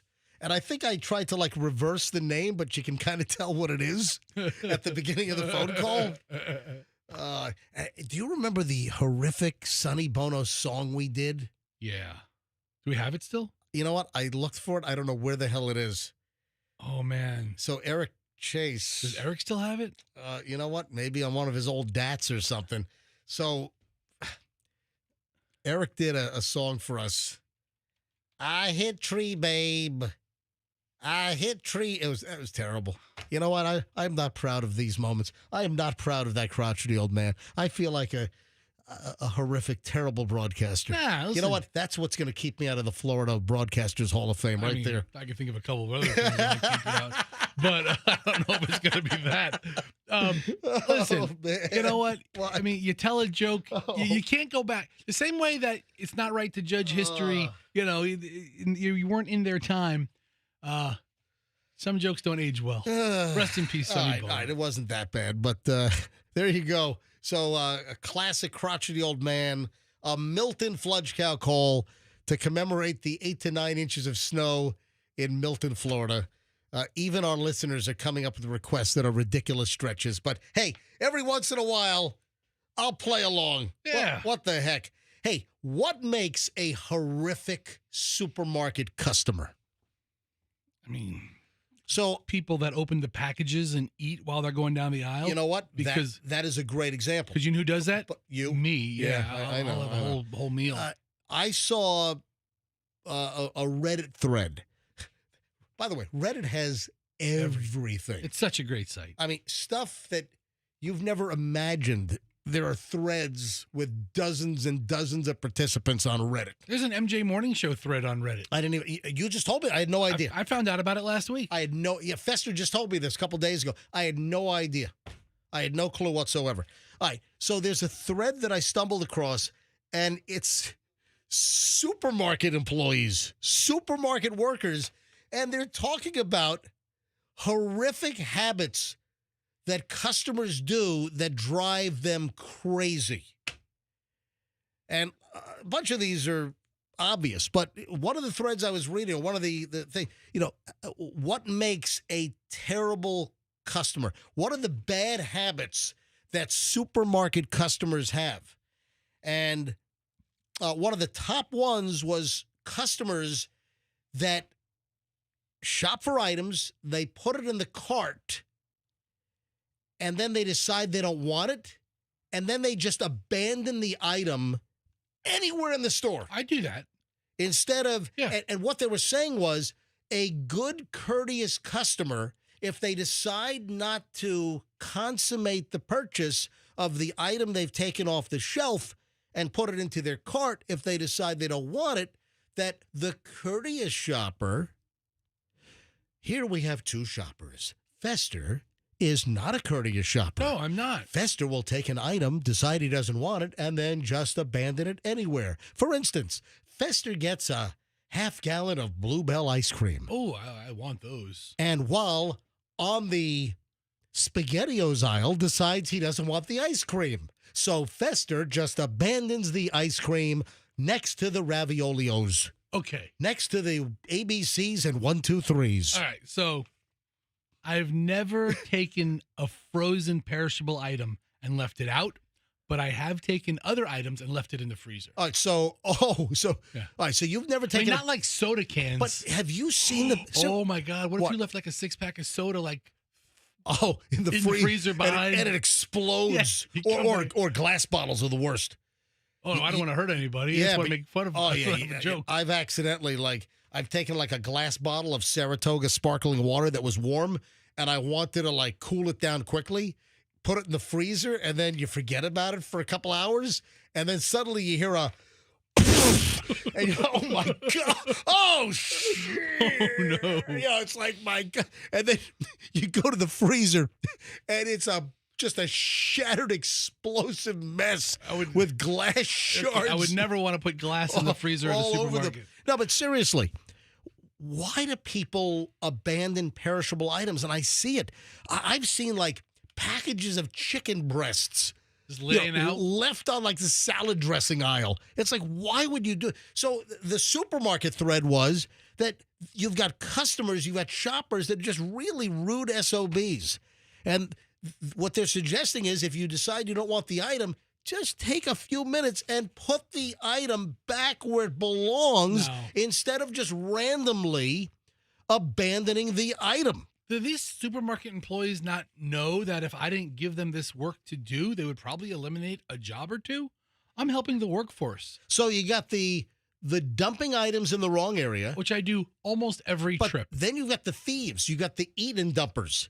You've got the people. So you will eat and pay. So you're the type that you'll eat while at the shopping. I've taken wrappers to the checkout. Right. So that's what I'm saying. Yeah. So you will eat and shop, but you keep the box of the wrappers and you put the empty wrapper or the opened up bag of chips or whatever. You'll put it on the belt for proper scanning and payment. I went to Publix, I think a week ago, and had a carton of their popcorn chicken, and I ate the whole carton of popcorn chicken while I'm doing my shopping, and then I paid for the box on the way out. She's like, "Where's the chicken?" And I kind of opened my mouth. It's in there. But I want to see you eat raw chicken while shopping at Publix. There was that guy who had on Twitter or X or on maybe Instagram, he was eating raw chicken every day until he got sick. I followed him for a while, but did he finally get sick? I couldn't stomach it. I had to unfollow him. Really? Every day he was eating raw chicken. But as you're watching him, he hadn't gotten salmonella yet. He got up to day 70, and I'm like, okay, I can't do this anymore. I've heard that there are some places, and I think in Japan, where they actually do raw chicken sushi, but it's got to be done right. And So the other day, maybe 2 weeks ago, I bought something I don't think I've ever bought before. I bought capers, right? Yeah. Oh, capers, man. You They're get a great New York bagel with cream cheese, lox. That's exactly what I did. And capers. And then if you want to do it right, you put onions on there as well. I bought some smoked salmon. Yeah. Right? Really? Yeah, but I was at Sam's Club. And they had but where'd you get a good bagel? Because it's very tough. One of the best bagel places in town was the one off of, was it Fowler? Didn't they burn to the ground or something? It was like a great bagel spot. A Fowler bagel? Listen, I didn't have a great bagel. Yeah, so I mean, but I had the schmear. I had the I had the lox. You can't go to the frozen thing and get lenders. I mean, that's one thing. You know what? Also, there's another great bagel place in Clearwater off of Belcher. There's a bunch of good bagel places in town. No. There is a good one. Hold on a minute. Stop. There are not a bunch of good bagel places. There are a couple of good bagel places. There's St. Pete Bagel, right? About a mile from the radio station down on 4th Street. They do a nice job. I haven't had one of those in a while. Yeah, but I did it on an English muffin. That's all I had. But again, just like I'm a pizza snob, I'm a bagel snob. Yeah. And really, most bagels outside of good bagel shops in New York suck. Most of the bagels you can get here in Florida blow. I don't eat bagels from Panera Bread. I don't think that's a great bagel. Sorry, Einsteins. Yeah. Yes, sorry, Einsteins, but that's, So I bought a pound of smoked salmon, and I told my wife, I said, listen, I got to get a couple of other things. I got the cream cheese, and I said, I got to go get capers. I go to Publix, and they had And what cream cheese did you use? I use. Dude, I'm about to brain you. No, hold on. I don't use your hoity-toity brand. Temp tea is not hoity-toity. It sounds pretty hoity-toity. It is not. I use whipped Philadelphia. No, dude, Whipped. All right, listen, if you're trying to do a bagel with lox and caper, you've got to get temp tea. Whipped. Temp tea. Whipped. Dude, I'm telling you. The whipped It's spread good. so easily. Dude, Whipped Philadelphia in the bucket. Take your cream cheese to a whole different level. You can't do it right unless you buy temp tea. Only Publix has it. You know, And whenever I mention temp tea, they sell out. So, the procurement department, whoever's the temp tea buyer at Publix, whenever I mention temp tea, the best cream cheese on the planet, they sell out. they do. Seriously. Well, let's see what's going to happen to the inventory of whipped Philadelphia now that I've mentioned it. Folks, if you want, seriously, Fester, What? whipped Philadelphia is okay. But if you want seriously good cream cheese, it's temp tea. TEMP -TEE. Temp tea. And it's in a pink container. And they do have it at Publix. That is the cream cheese you must buy. So if you're trying to put some bagel thing together, you're not buying temp tea, then you're that's half-assed, man. Anyway, I'm fine. So I bought the what capers. about the capers? I couldn't decide what brand of capers I wanted because they had like 6 different kinds or 8 different kinds. I'm like, oh my God, what kind? And some were bigger than others, some were smaller. I don't want them too small. Then again, I don't want them too big. No, a caper should be like the size of a little bigger than a BB. A BB? A little bigger than a BB. I was thinking like piece M&M size. Or No, capers shouldn't be M&M pea size. size, No, pea size. no, even You want the super small No, BB? even a regular normal pea. That's too big for a caper. Really? It should be in between like a pea and a BB. That's a good caper size. Now I got to go back and return my capers. Can Anyway, I? Yes. I put 3 different capers in my cart, and then I get over to cake mixes. And then 4 rows over. That's where you make the decision on which one you want, and you abandon the capers next to the Betty Crocker. It all came down to the shape of the container. The one I bought was like a tall, thin glass bottle, and it took less space in the fridge. You know what else? We had mentioned ice cream earlier, as far as people that will take an ice cream and then abandon it. So again, if you're just tuning in, we were talking about a Reddit thread where supermarket workers were telling them stories about really bad customers and people that take stuff off the shelf. They decide they don't want it and they don't return it to the proper spot. They just abandon it. And again, the worst is when people just abandon perishable items. But you know what I don't understand? And I see this all the time. Why do some people go grab ice cream among the first items they buy at the supermarket? I mean, isn't it common sense that you go grab the ice cream as the last item before you go to the checkout? Isn't that common sense? Yeah, I mean, I see people and their shopping carts are empty, and they're in the ice cream aisle. They're putting the ice cream in, and they're just cruising through the whole store. What kind of a dumbass picks the ice cream first and then shops for half an hour? You take the ice cream as the very last thing before you go check out. The whole frozen food aisle should be the last thing you Yes, hit. but you see people, I'm telling you, start noticing this stuff. And you'll see people walking around the supermarket. They got ice cream in there, and they're in the middle of the freaking store. And I feel like saying, you're a moron. You should. I'm going to start videoing those. I'm going to start putting those up on Instagram. I'm going to start seeking out ice cream imbeciles. If you opened up an Instagram page that was just called MJ Confrontations, and you just walk up to people and say unsolicited things to them. All right, what else is on this list about terrible supermarket people? The folks that are too lazy to put the shopping cart back in the corral. That's me too. That's a common thing. That's me too. You. You just abandon them, right? Yep. Anyway, just a couple of things. All right. I did not know this. I have a travel warning. I wonder if the State Department has this on the website. Can I be honest? I do not have a desire to go to Mexico these days. Okay. I've been scuba diving in Mexico. It's been some years. I've been scuba diving in Cozumel, and I had some very nice dives in Cozumel.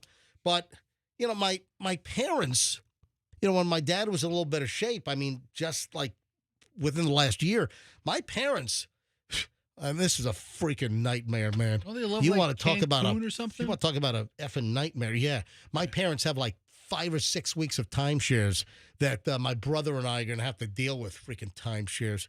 So they've got like 3 weeks in St. Martin. They've got 2 weeks in Mexico, and the place where their timeshare was in Mexico. It's like under a State Department travel advisory because of all the drug cartel activity, and people are getting kidnapped and shot. And my parents are like, Todd, why don't you bring the kids to Mexico? I'm not thinking cartels are 100 yards away from your condo. I don't want to go to. So I just don't have a desire to go to Mexico these days. Yeah, no, I don't need to go to Cancun. You know, well, listen, I think some of the resort areas if you're like an all-inclusive, but are a bit safer. But I think I'd read recently, like the areas around Acapulco have become like really dangerous. And even near where my parents were on the west coast of Mexico, I can't remember the exact spot, but they would tell me, oh, yes, we stayed in for a couple of days because there were some drug shootings nearby. I'm like, yeah, that's why I want to bring Chloe, Michelle, and Julian. Yeah, there we go. I remember people got shot on the beach of Cancun a couple of months ago. So I just don't have a desire to travel to Mexico. But I learned something about Mexican travel that I had no idea about. And this is little known. People don't know this. Do you know? Andrew, hold on. You knew this? Andrew, hold on. Turn your microphone on. Andrew, did you see the story? I did see the story, but I was already familiar with it. Oh, my God. Do you know that if you bring a laptop and an iPad into Mexico, that you can be fined and they could confiscate them? That you're not allowed to bring both? What? Yeah, exactly. You can bring an iPad. Hold on a minute. You can bring an iPad. Or a laptop. But you can't bring them both. Don't bring an iPad and a laptop. I mean, what? I mean, hey, Mexico, don't you have more important things to worry about? No. Like the Sinaloa drug cartel? No. I'm el presidente de laptop y iPad investigations. Travelers flying to and from Mexico could receive a hefty fine from airport officials depending on what they're traveling with. Electronics such as laptops and iPads are common items. You could bring one. However, the number of electronics in a bag could determine whether a traveler will walk away with a fine or not. A little-known travel rule when flying to and from Mexico through a Mexican airport is to only bring a specific amount of electronics. For example, a passenger hoping to bring a laptop and an iPad on the trip will have to choose between one or the other before entering customs. What the? Passengers who decide to pack both may suffer the consequences of paying a fine or losing the gadget forever. Wow. What the living bleep? That seems very third worldish. What's the rationale behind it? I have no idea. Think you're going to open up a big computer database center in the middle of a vacation town? Mexican Customs Office limits the overall number of electronics items each passenger is allowed to bring into the country. Travelers will be fined if they pack an iPad and a laptop in their bag and try to go through customs. Flyers who don't wish to pay the fine will be required to leave one of the gadgets behind. This is like extortion. Pay the fine or leave your iPad. Huh. Hombre. Okay, so here's the whole list. What's allowed? One laptop, notebook, or other portable computing device. Wow. 2 cameras or camcorders. 3 cell phones. What if you're a professional photographer and I know people that travel with multiple cameras? 1 GPS. 1 electronic organizer. Listen, I think Mexico's got a lot of other things they probably need to worry about versus, Marge from Independence, Missouri, with her iPad and some clunky little Chromebook. Would you care to guess how many printers you can legally bring into Mexico? 9. One. Okay. One projector, one CD burner. I think my HP printer's made in Mexico. Yeah, Just bringing it back home. How the hell do they get them out of there? How does HP make them and ship them? I mean, is that not nuts?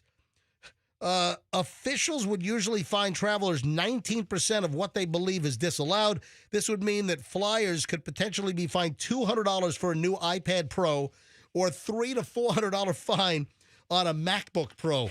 So, is this per person or is it per group?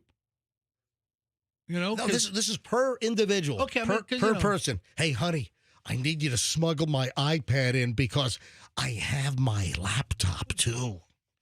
I mean, MJ, if you're in line next to the guy who you were flying in with, and he turns to you right before customs and says, "Hey, can you hold myself? I need you to be an iPad mule." Yeah. What would you do? I'd put the iPad in a condom and then swallow it. You know what? It goes down real easy, but coming out some. Oh my God, we got a burst iPad condom in the guy's large intestine. We got to open him up. He's going to die. What a mess. So this has been in effect for a long time, but they're really starting to enforce this now. All right, another reason why I have no desire to go to Mexico. And I love traveling the world. What a freaking mess. What a bleeping nightmare. That's just insane. I was watching a show. I think it was like English customs or something like that. A place where you can't bring fruit. And on the flight, they gave apples out.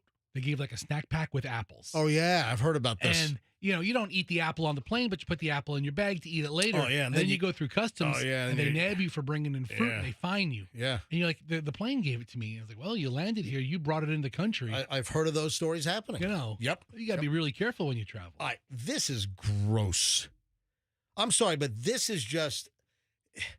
Is this supposed to turn people on? And what about the guys that want to be number 850? I mean, I don't get this. I mean, this really... Andrew, did you pull audio on this? Did we pull... all right, Andrew says it's not great audio. The story, I think, is great to discuss. Okay. And I might even go to phone calls on this. I'm repulsed by this.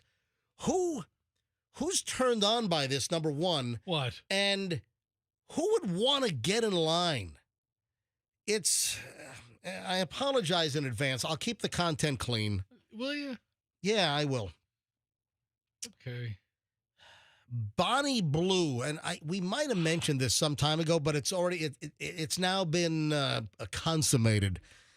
Bonnie Blue is a self-described porn star, and she's an OnlyFans model, has a ton of social media presence, and this 25-year-old OnlyFans creator, Bonnie Blue, decided that she wanted to beat the record of sleeping with over 1,000 guys in a 24-hour period, which was set by some Kentucky porn star. Well.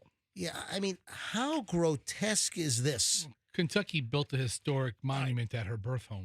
So a Kentucky adult actress did some kind of a shtick where she was sleeping with 1,000 people in a day. So this Bonnie Blue decides, you know what? I'm going to top that. And ended up sleeping with, in one day, ended up with 1,059, was it? Where's the actual? I'm sorry, 1,057. Did they run out of guys or did they run out of time? I think they ran out of time.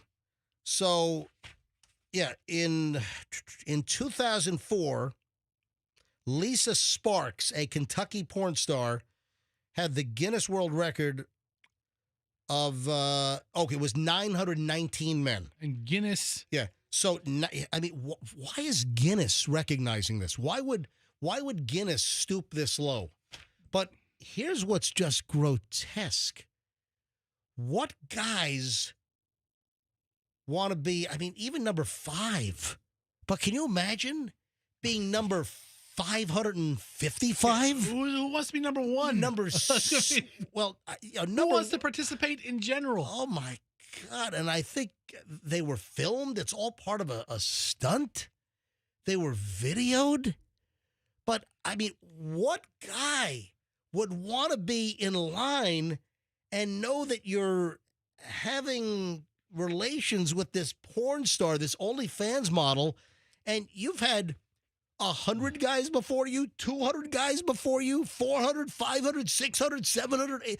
I mean, this blows my mind. I can't think of anything more repulsive than this. I mean, you thought the guy got pissed off when somebody tried to cut him in a buffet line. Imagine this one. Oh, my God. You know what? I'll grab some calls on this. I mean, I would love to hear from people. I don't care. I'll take calls from men. I'll take calls from women. I am just grossed out. This is the skeeviest thing in the world. And there's a little ancillary item that a mother found out that her 19-year-old teenager was in line for this 1,000-plus man sexathon with this porn star. A mother found out that her 19-year-old son was in line, went to the venue where this was happening, and found her son and, like, grabbed him by the ear and yanked him out of line. Yeah, she's like, glad. Get out of line. The boy better be happy Mom grabbed the ear. You're out of line. All right, here, I found Bonnie Blue. This is by E! News. It's an edited piece, but I think she's talking in it. Folks, if you want to weigh in on this, I mean, what is the appeal of this? I mean, I cannot think of anything grosser or skeevier of a woman trying to set a record of over 1,000 bedded men in a day. I mean, everybody needs goals. All right. 800-990-1047. You have to write it down on paper if you really want the goals. I'd love to grab some calls on this. I'd love to hear from women and men. I'm a guy, and there is no way in hell that I would ever even consider this. Oh, it wouldn't be even close to a realm of something possible No, for you? no. Oh, you don't All right. say. 800-990-1047.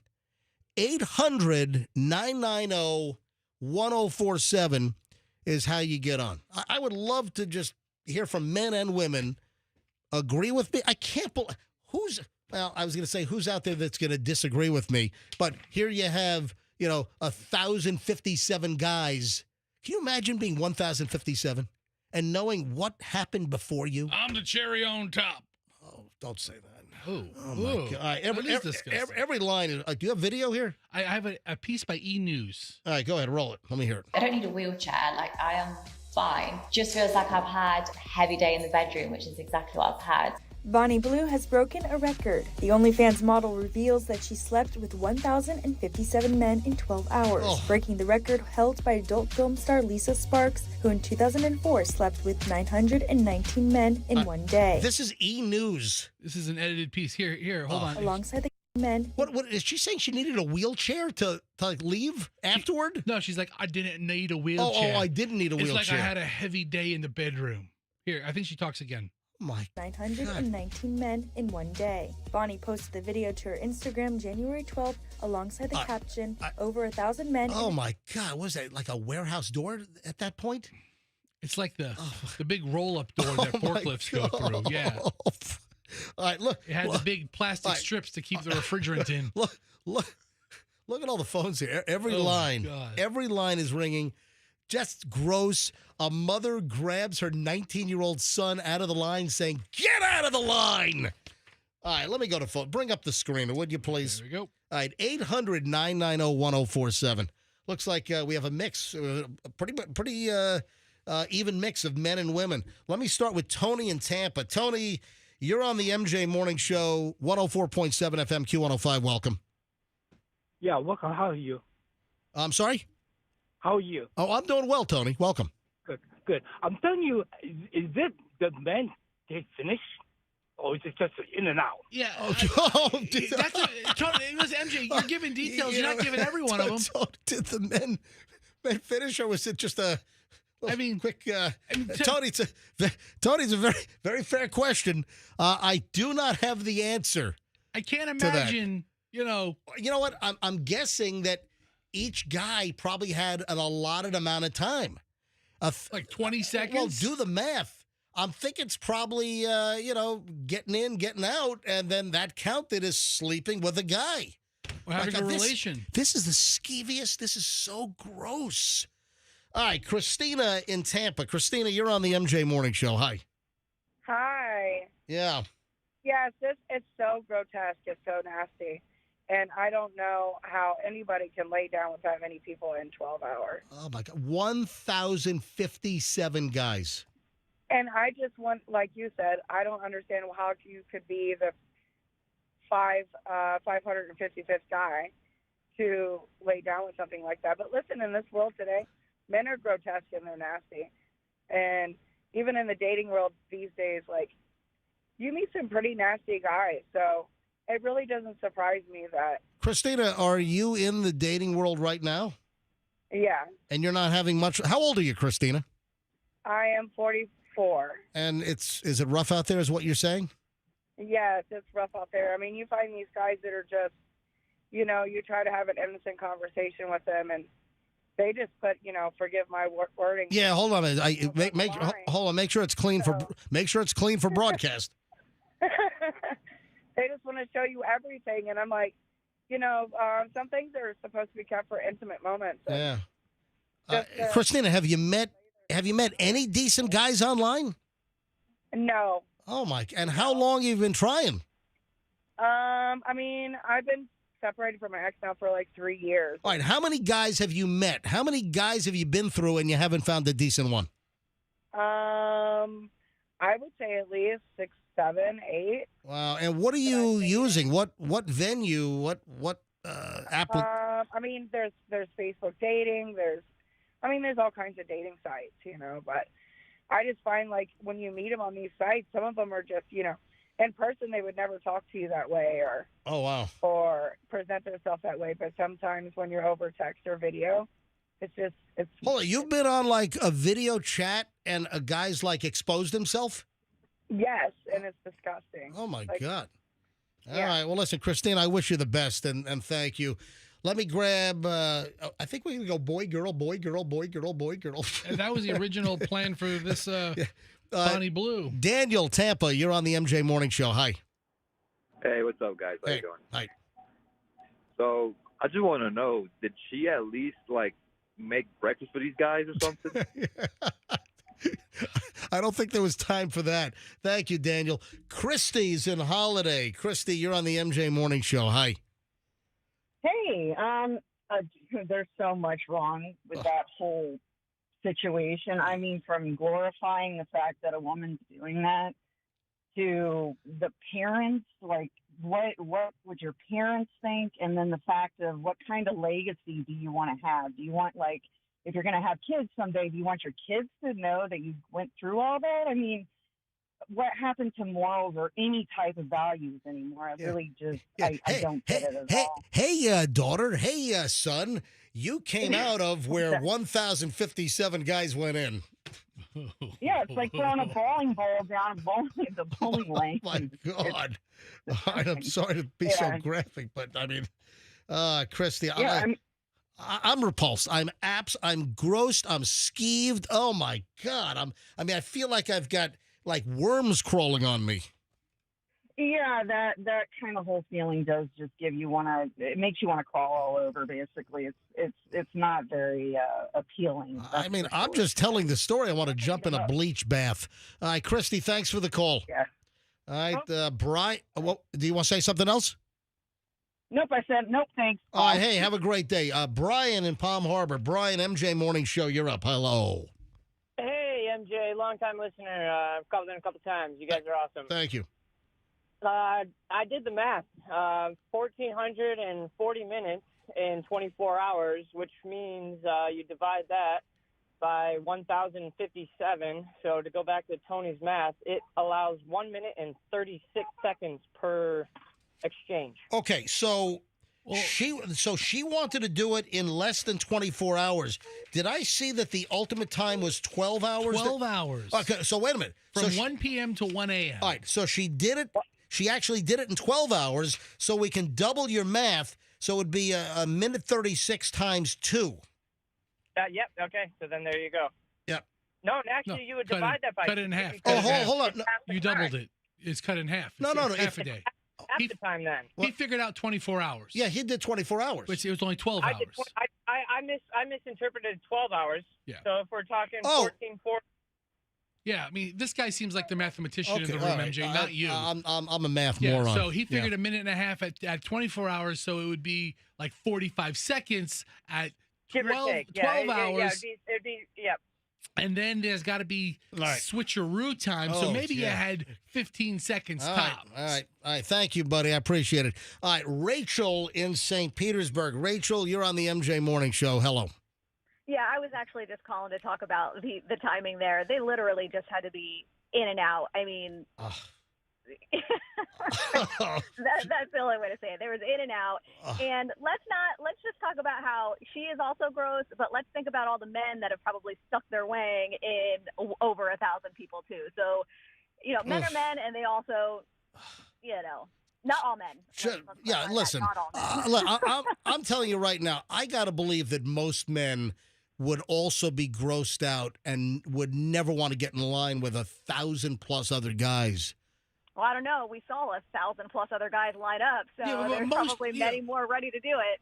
Oh, man. All right, Rachel, thanks for checking in. Thanks, Rachel. Bye, guys. Judy in Bradenton. Judy, you're on the MJ Morning Show. Welcome. Good morning. It is repulsive. And get ready to be even more repulsed, because I have a name for women like that. All right, hang on. Is it? Whoa. Hold on a minute. Is it okay for broadcast, or do I have to put my finger on the dump button? Nope. I call them mayonnaise jars. Thank you, Wendy. That might be a dump button right there. You know what? Goodbye, Wendy. Hellman's or Dukes? Would you stop? Thank you, Judy. You're not helping anything. All right. Let me. Maybe should just end it there. Let me grab. Are we done? One more. Wendy in Clearwater. Wendy, you're on the MJ Morning Show. Hi, how are you guys doing? Yeah, I was better before the story, actually, but. Well, what I don't understand, I mean, if they're, trying to keep it clean in and out, are they like all standing in line with bird perches out? I don't. Yes, I mean they got. Are they giving out pills? I mean, you gotta quickly prepare yourself for your moment. I don't know. That's what I'm saying. I mean, they don't have time to. Yeah, I got it. And listen, I would like to again just recognize the mother that found out that her 19-year-old son was in line, and the mother shows up and yanks the kid out of line. Said, "Get out of here." How about this mother finding her son in a line of 1,000 other wangs? Yeah. Well, I have a saying what my husband would say. He goes, I hope they had a 2x4 tied to him. Oh, I missed that. I was talking. I was talking. I was telling Andrew something. You need to tie the 2x4 to the guy. Oh, okay. Not to her. All right. Hey. Yeah. Kind of like throwing a penny in a well. Yeah. Nobody can fall in. All right. Thank you very much. Now we're getting the crude joke. We're trying to run a classy radio show. I wonder if they played music in line. This better not be Boom Chicka Wow Wow. No, Wang Night. Oh, she was with you tonight, all right, and 1,056 other guys. My God. All right. Oh, Andrew wants me to. When you want to? I don't even want to say it. I'm embarrassed. Relax, don't do it. I thought it was like, for procrastinators. Relax, don't do it.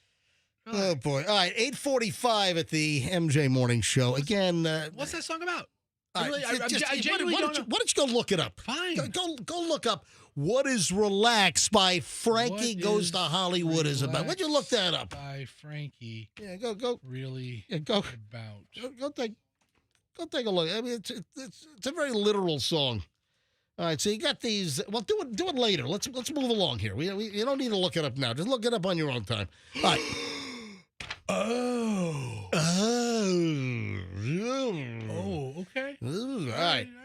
maybe? So obviously no one is going to do this, but iPhones with TikTok still installed are listing for up to $1 million on eBay right now. All right.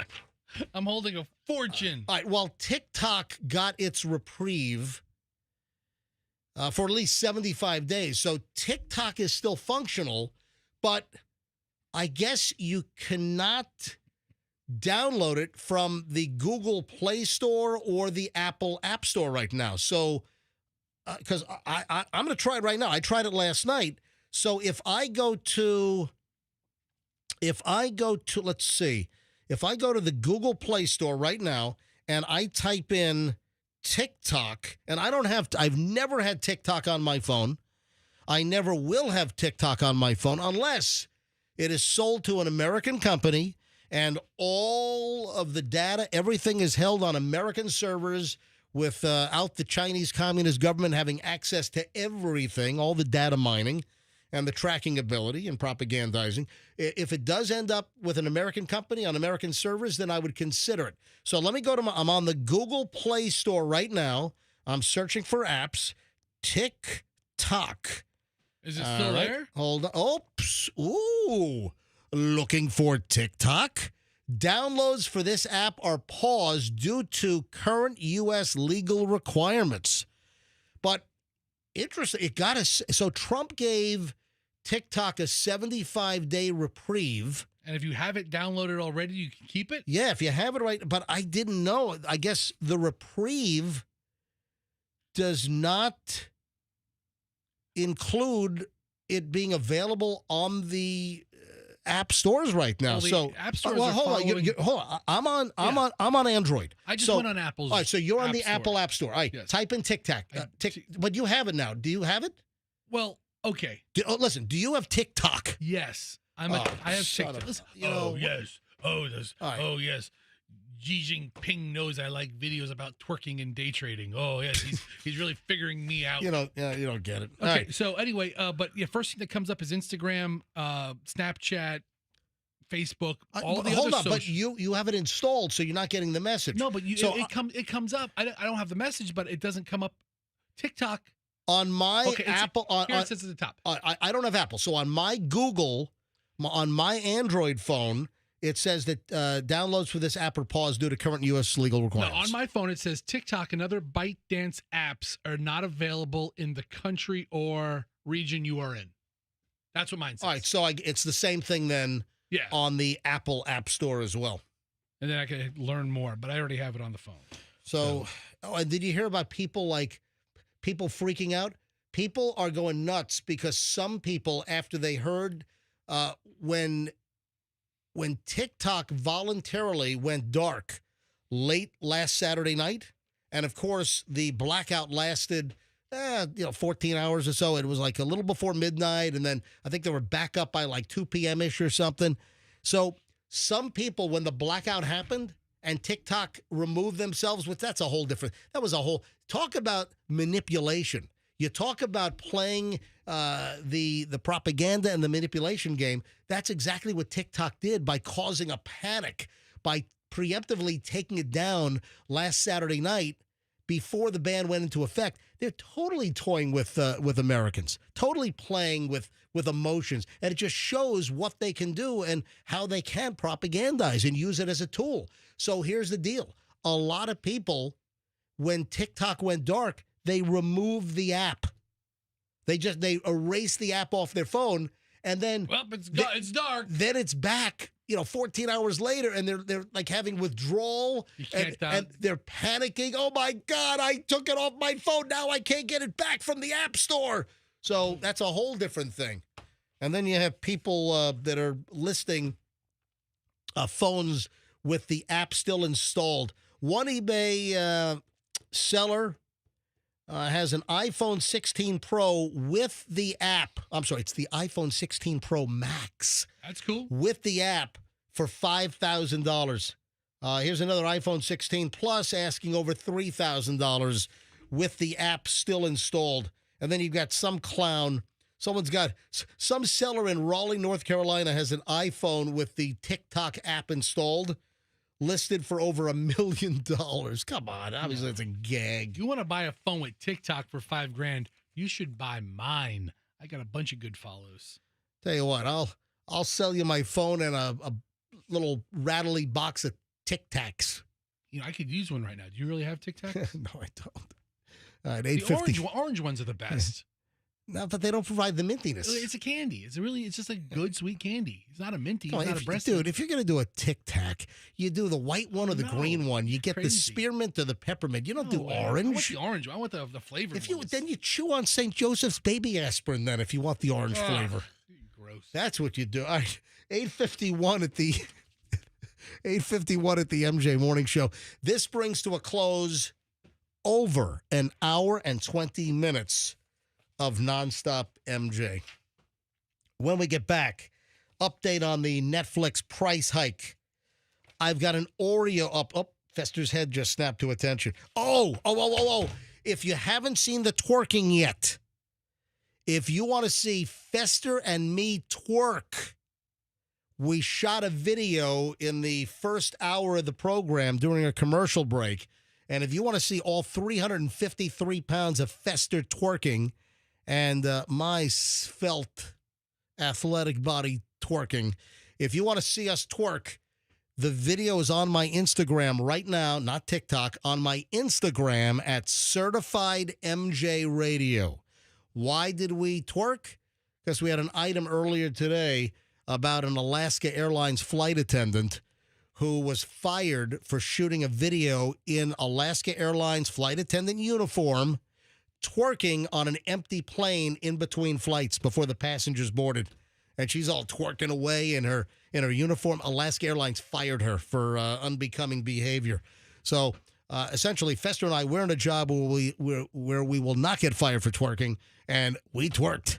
And if you want to see us twerk in our new studio, which we're not online yet, but they're building it down the hall, go to Certified MJ Radio and watch Fester twerk. Certified MJ Radio on Instagram, and while you're there, give me a follow. Certified MJ Radio. 8:53, my friends at Veterans Ford.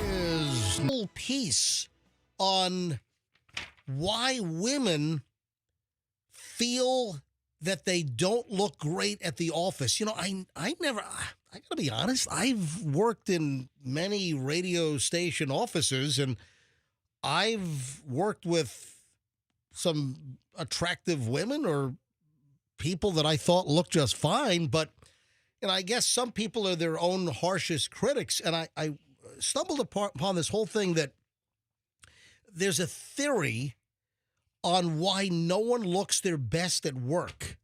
And I was wondering, I want to get into the nitty-gritty, into the details here, but do we have women listening that concur?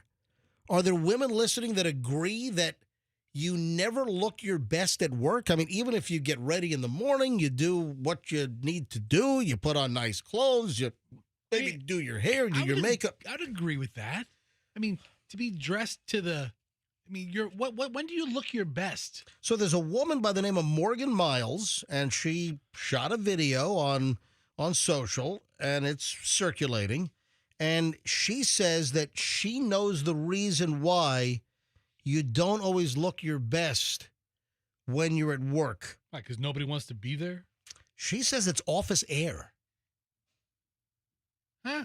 She says that office air is awful. She says no matter how good I try to make myself look in the morning, I'm going to leave the office looking like I just ran a marathon and washed my face with grease. Where the hell does she work? Crisco. Yeah, I'm about to say. I don't know. Listen, I've been in buildings and offices before. Works at Wesson Oil. No kidding. No, so I would love. Does she work at a tallow factory or something? Yeah. Beef tallow. But, I would like to go to phone calls on this. I would like to ask our female listeners. I would like to ask our fabulous women listeners. Do you notice it? Do you agree with Morgan Miles that no matter what you do, you never look great at work, or at the end of the day, you leave work looking haggard or whatever. She says it's the office air. Agree or disagree? Do you have anything to add? Any comments on this? Do you have more that you'd like to add, or do you totally disagree? Are you able to maintain a look or a feel that you think is still great? Again, I've seen plenty of attractive women over the years that I've worked with, and I've never really said, oh, my God, man, the office is putting them through hell. You know, if she would have said it's like office lighting, I might have agreed with her, because sometimes this very bright or fluorescent lighting. Well, fluorescent lighting kind of sucks. Yeah. But that's part of the equation. Hold on. There's more to the story. But I'd love to grab some phone calls here. Ladies, do you agree or disagree with this? 800-990-1047. 800-990-1047. Where do you stand on how you look at the office? Do you leave the office at the end of the day saying, yep, I look good? Or do you agree with Morgan here that says that, she says that she leaves the office looking all greasy. She says that the office air is the most fatal thing. That's the terminology she uses. Office air is fatal. No matter how good I try to make myself look, leaves the office looking like hell is what she says. What kind of makeup is she using? I don't know. Yeah. Office air isn't really a thing, but air conditioning that doesn't agree with you, which is pumped through most offices, isn't always the magical recipe to look gorgeous. Air conditioning can make your skin look dry. Then your skin can panic, overcompensate, produce more oil, and make your skin break out. Same thing can happen with your hair. Air conditioners can suck the moisture out, and then your locks look more flat than fabulous. She's got this whole dissertation on the office air theory, but it sounds like it's more about air conditioning. She says the alternative of no air conditioning and sweating at your desk doesn't seem like it's a hotness recipe either. But just out of curiosity, agree or disagree with this? I'm watching the original video where she made the claim, and she's a beautiful woman, and she's in her office space here. Very attractive. But I can't picture her walking out of her office looking like she was in the Boston Marathon. I think she looks fine. Yeah. I don't have a... Well, listen, people are their own worst critics. Let's grab some calls on this. But also, lighting is brought up as well, that office lighting is not always the most flattering. Yeah, I've seen that before. All right, 800-990-1047. Let's hit it. Phone calls. I want to stick with ladies only. Female, women listeners, do you agree that no matter what you do, you're not happy with the way you look at the office? You don't want to talk to a truck driver named Cliff from Valrico? Yeah, I think I look really bad in the morning. Cliff. All right, 800-990-1047. Let's grab Jenna up first in Tampa. Jenna, you're on the MJ Morning Show. Welcome. Good morning. How are you guys? Doing well. Jenna, did any of this strike a chord with you? Okay, so I'm a hairstylist for Mystic Hair in Carrollwood. Yep. And I disagree that all these women don't, look good at the office. I think it starts with looking good in yourself, getting a good haircut, getting good color, using good products, but then also get your butt out of bed and take the time to get ready before you go to work. And the lighting and the air conditioning will not affect you if you got a good base. Just out of curiosity, Jenna, getting your butt out of bed and taking time to get ready, for you, how long is that process? How long does it take you to get ready in order to leave the house? Okay, so I take a full hour to get ready just because I'm a hairstylist, and to me, nobody wants to go to a hairstylist that doesn't look good. I mean, they're coming to me to look good. So I take pride in getting up and taking a shower and getting dressed as if I'm going out to dinner at night. Wow. And a lot of ladies are not getting dressed like that. They're getting dressed to go sit at a desk, or they're getting dressed to go, maybe they're in sales. Okay, it's a good thing I brought up sales. People in sales look their best, do they not? Because they're going out and Right. they're the way they look, their image is their first impression. No, that's a good point. So I think it just comes down to the air conditioning and the lighting is because these people work in office buildings and they don't try. They don't try. So come to me and I'll make you look good. So you said you're a hairdresser in Carrollwood, right? Yeah, Mystic Hair. It's a big place. Yes, Isn't that near like where Velarta's used to be? I'm sorry? Isn't that where like that big Mexican restaurant Velarta's used to be? Hold on, you mean Vallarta? We're right next door where Velarta's used to be, which is closed down now. Well, hold on, isn't it pronounced Vallarta? I always... Vallarta? I don't know. I don't know. Welcome to America, man. I don't know. Yeah, it's like Puerto Vallarta, not Puerto Vallarta. I don't know. That's just Puerto Vallarta over here. Well, anyway, I know where she's located. Hey, by any chance, Jenna, did that hair salon creep that used to go to hair salons up and down Dale Mabry and like touch people? And did that guy ever come into your place? I don't think so because I definitely would have videotaped it and sent it to you on your Instagram. But you remember hearing about that guy, right? Yes, I definitely do. And no, he didn't. We weren't lucky enough to have him. I'm sorry. All right, good. All right, listen, thanks for checking in, Jenna. Have a beautiful day. 800-990-1047. The question is, a woman put out a video saying that you just can't look your best at the office, and she has a whole bunch of reasons. And I'm just asking the question. Do you agree? This woman, Morgan, says no one looks their best at work. It's impossible, she says. Agree or disagree? 800-990-1047. Teresa, Plant City, you're up. MJ Morning Show. Good morning. I disagree. What are you trying to impress at work? I mean, different work environments have, different, cultures and dress codes. Right, but she didn't say where she worked. I worked at the college. I had 175 students a day. I'm not impressing 19-year-olds that still have to be told to go take a shower. Well, I'm joking. I mean, very, very bright. We had as many dual-enrolled ninth graders. I dressed in nice dress slacks. I didn't put on high-heel shoes. Why am I going to have bunions for 19-year-olds? All right, so are you happy with the way you look at work, and then when you leave? God, yes. All right. I get up at 5. I have my coffee. I look over some of the new material because I taught English and literature and film, and I'd look over what we're going to do for the day. I didn't even put on makeup because then you have to go home and take all that stuff off. And I would go to school with fresh brushed hair. Oh. I took the earliest English class because none of the other teachers wanted to be there at 8 in the morning. Mm-hmm. And the students used to say, "You walk in here like you're going to a parade," and I go, "Because I'm happy." Like you're going to Gasparilla in a pirate outfit. Hey, no, but then we had things like we had not coastal cleanup, but we had adopt a road. So I would grab my National Honor students and I'd say, "Okay, come on, get your gloves, get your bags. We're going over behind the grab school." your ribbons and robes. Hey, you said that you do English literature, movies. Just before I let you go, Teresa, what is your favorite movie of all time?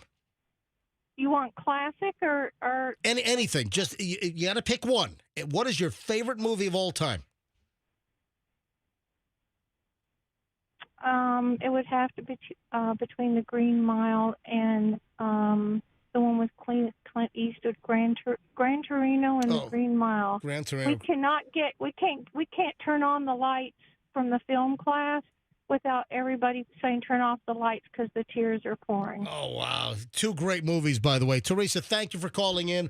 Lisa in Port Richey. Lisa, are you ever happy with the way you look at the office? Okay, so 2 things, pro, con. Pro, I loved it. Got all dressed up, put my makeup on.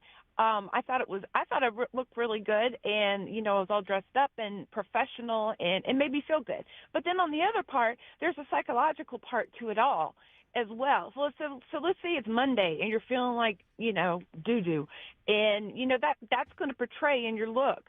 So, I don't think it necessarily has to do with the air conditioning or, the air quality or anything like that. I think it has to do also with the psychological part of it. All in your head. Is that what you're saying?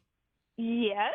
Yep. And not all the time, but there are times, definitely. Friday, wow, our face glows. It's weekend. Let's have at it. So the elephant man goes to work, and in his head, he's like, man, do I look good. Yeah. yeah. All right. All right. Thank you, Lisa. Have a great day. You as well. Bye-bye. All right. 809. That opened up a line. All right, a few more calls. 800-990-1047. Now, if you're just tuning in, this office worker, Morgan, put out a video saying you can't look good at work. It's impossible to look good at work. See, here's why I kind of believe Morgan. She's not like some crazy influencer, Yeah. She has a couple of followers, but her videos only have a couple of hundred views, But except for this one. I'm looking at Morgan, and Morgan, she looks fine to me. I don't see anything wrong with Morgan whatsoever. All right. Let me grab Stephanie in Tampa, then maybe a few more, and then I got to move on. I've got an update on the Fester and MJ twerking at working. Is it an update? Oh, yeah, got an update. All right, Stephanie, it's been removed. No, I'm kidding. Stephanie in Tampa, you're on the MJ Morning Show. Hi, Stephanie. Stephanie, are you there? All right, Stephanie might have... I'm here. Oh, there you go, Stephanie. Go ahead. I agree with Miss Morgan, and here's the reason. Now, I started out in the workforce in an office in the 70s and 80s. Now, it was a different time, and I think because the dynamic of the dress had changed, because according to some employee handbooks, you couldn't be that extreme. You couldn't wear earrings bigger than a quarter, that sort of thing. Also, maybe the issue with Miss Morgan has to do with the air quality, but I think things changed because I was working in an office when they gave you an allowance for dry cleaning. Once that Whoa, hold on a minute. You worked at an office once where they gave you an allowance for your dry cleaning? Yes. What the? Yes. Really? So once that ended, that kind of like, okay, we got to bring it down a notch. What'd you work in Mad Men in 1961? No. I'll tell you what. You want to talk about office dress? You give me Christina Hendricks, 1961 Mad Men. I'll take that. I'll take that all day long. You know, the hot redhead and oh man. All right. And then I have an aunt who also worked in the office, but she always felt like a woman should have more than one look. Like, for instance, once they started toning it down in the office where I worked, when you went to the Christmas party or the employee party and you came dressed in your after six look, you did look totally different and people were impressed. Also, any job that I've ever worked on or any career, I always got ready 2 hours before I was due in. Oh, man. So I agree with Miss Morgan. All right, got you loud and clear. Thank you, Stephanie. All right, Andrew, last call, because I got to move on. Carol in Plant City. Carol, last call on this. Morgan says it's impossible for a woman to look good at work, and she doesn't like it. And where do you stand on this? I was a mailman for 30 years, and when you're young, I cared about what I looked like. And then, you know, as a mailman, you work in the heat and the rain. And right, and then, so I guess what, after a bunch of years, you're driving around in your white mail truck, and you're just looking like Large Marge? I could care less. Okay. But I've been so impressed with the young people, young ladies that are starting, and they look awesome. They take the time and care about themselves to look good. And so I think age and type of job, obviously. Carol, thank you very much. Appreciate it. Have a beautiful one. All right, listen, something to think about. And I do believe that it's a lot of psychology, and a lot of it is in your head, whether you think you look good. And listen, you look in the mirror, you see something, and no one else is going to see 90% of the stuff that you see in the mirror. You know, Right. I felt that way about a big zit on my face, and everybody saw it, but nobody said anything. We're closing in on 5,000 views already, Fester. Shut up, Yeah, really? Yeah. Hang on, we're at 4,816. We really should sexualize ourselves more often on Instagram. All right. If you would like to see Fester and me twerking at work this morning, you want to go to my Instagram, Certified MJ Radio. That's Certified MJ Radio. Stems from an item we did in the first hour. If you want to go back and listen to the podcast or scroll MJ TV back today, again, Certified MJ Radio, my Instagram. It's the top item right now, and it's a video of Fester and me twerking because earlier today talked about an Alaska Airlines flight attendant who was fired. Fired, I said. Yeah, because she twerked on video in the cabin of an empty Alaska Airlines 737. And she's twerking, put the video up. She's in uniform. It must have been, it was like in between flights. Well, it's on the airplane, and the passengers had not boarded yet. So she's on the plane. Empty plane. The plane is empty. She's having a little fun with herself. And she's twerking, puts the video online, and Alaska Airlines fires her. Because they said it was unbecoming, it was not the right representation. And it's such a bigger deal now. Just give her a warning. She won't do it again. Yeah, well, she was canned. She was Doesn't fired. she have a union rep or something? Tell you what, Spirit picked her right up, though. They should. So I would take her on any flight I'm ever on again. Yeah, the fact is that Fester and I are able to twerk at work. We're able to shoot video in our workplace in the new MJ Morning Show studio. So, hey, if it's like a double bonus here. You can see Fester twerk. It's a triple bonus because Fester's twerking, I'm twerking, and then you can see the brand new MJ Morning Show studio under construction, and the new microphones were installed yesterday. Yeah, it was a big day yesterday. Yeah. Certified MJ Radio. Take a look while we twerk at work. Certified MJ Radio on Instagram. And while you're there, give me a follow and just scroll down and take a look at a lot of my other material if you haven't seen it. 9:21 at the MJ Morning Show. The final chunk, final segment, MJ Morning Show here on a Thursday is next. So I would implore you to stand. Oh, this is. Let me give you a couple teasers coming up. Traffic stop. Woman tells the cop where the marijuana is hidden. That's very helpful to the investigation. Yeah, hang on. Also, have you heard the bad champagne news? We've got some bad champagne news on the way. Oh, and people are going like gaga at McDonald's over something brand new. Some gaga over something McDonald's has? Yeah. All right, hang on. I'll get to that. Anyway, a lot of stuff. Final segment. All killer, no filler. And we're back in minutes here on the MJ Morning Show on Q105. Stand by.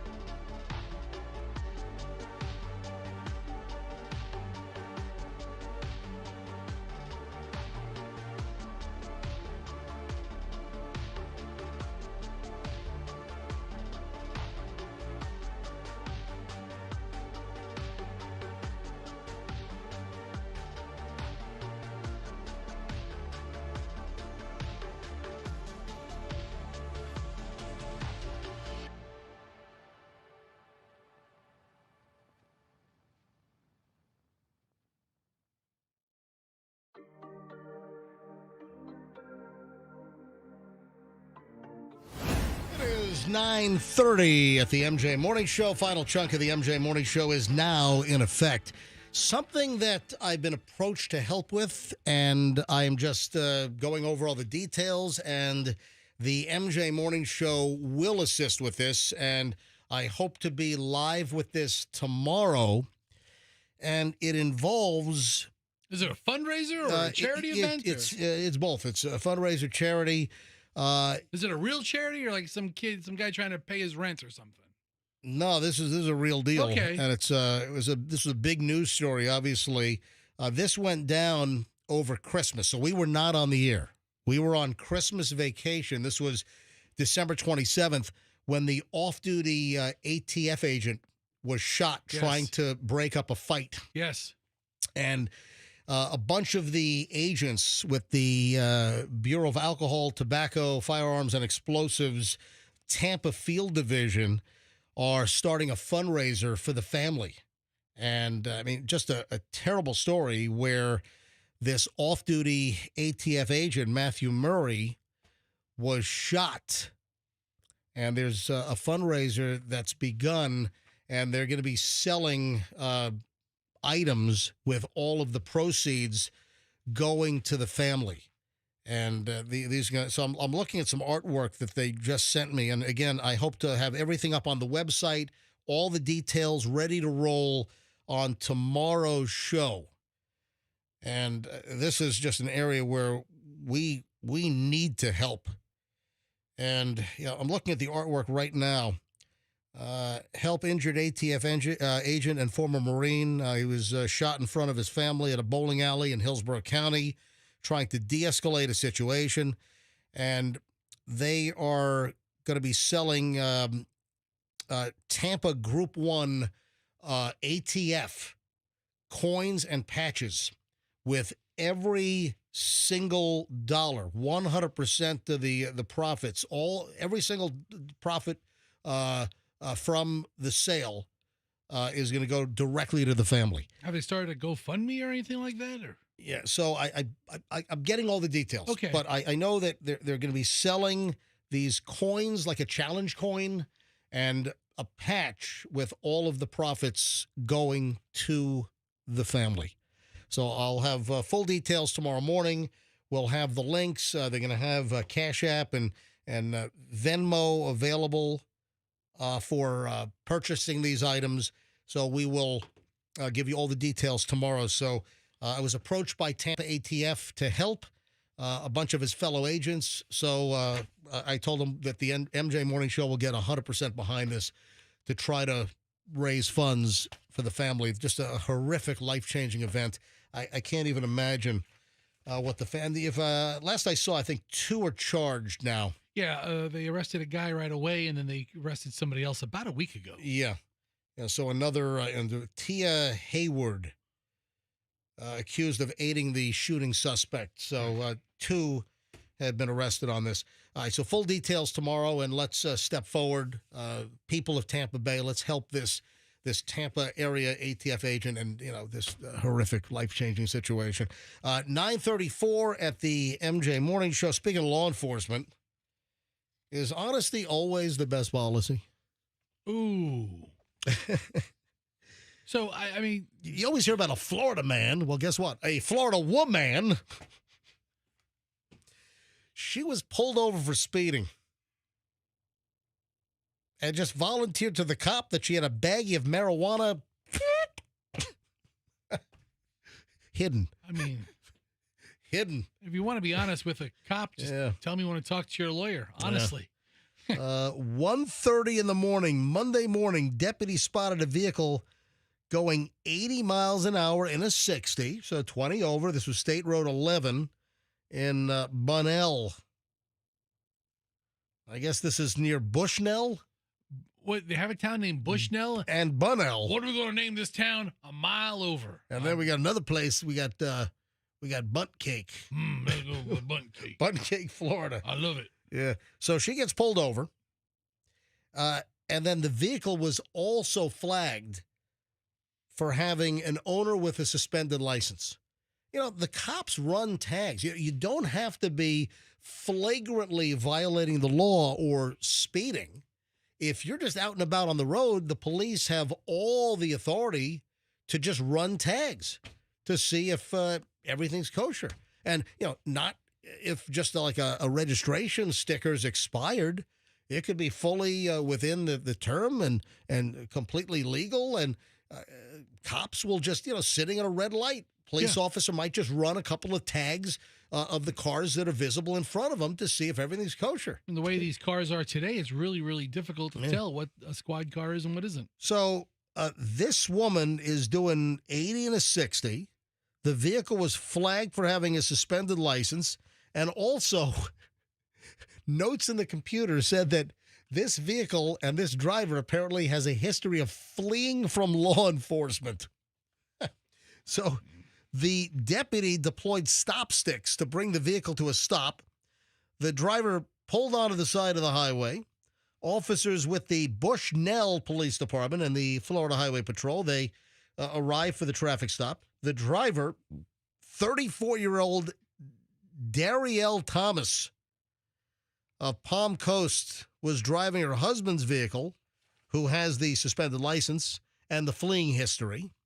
So when she was approached by law enforcement officers, they detected a strong odor of burning cannabis within the vehicular interior.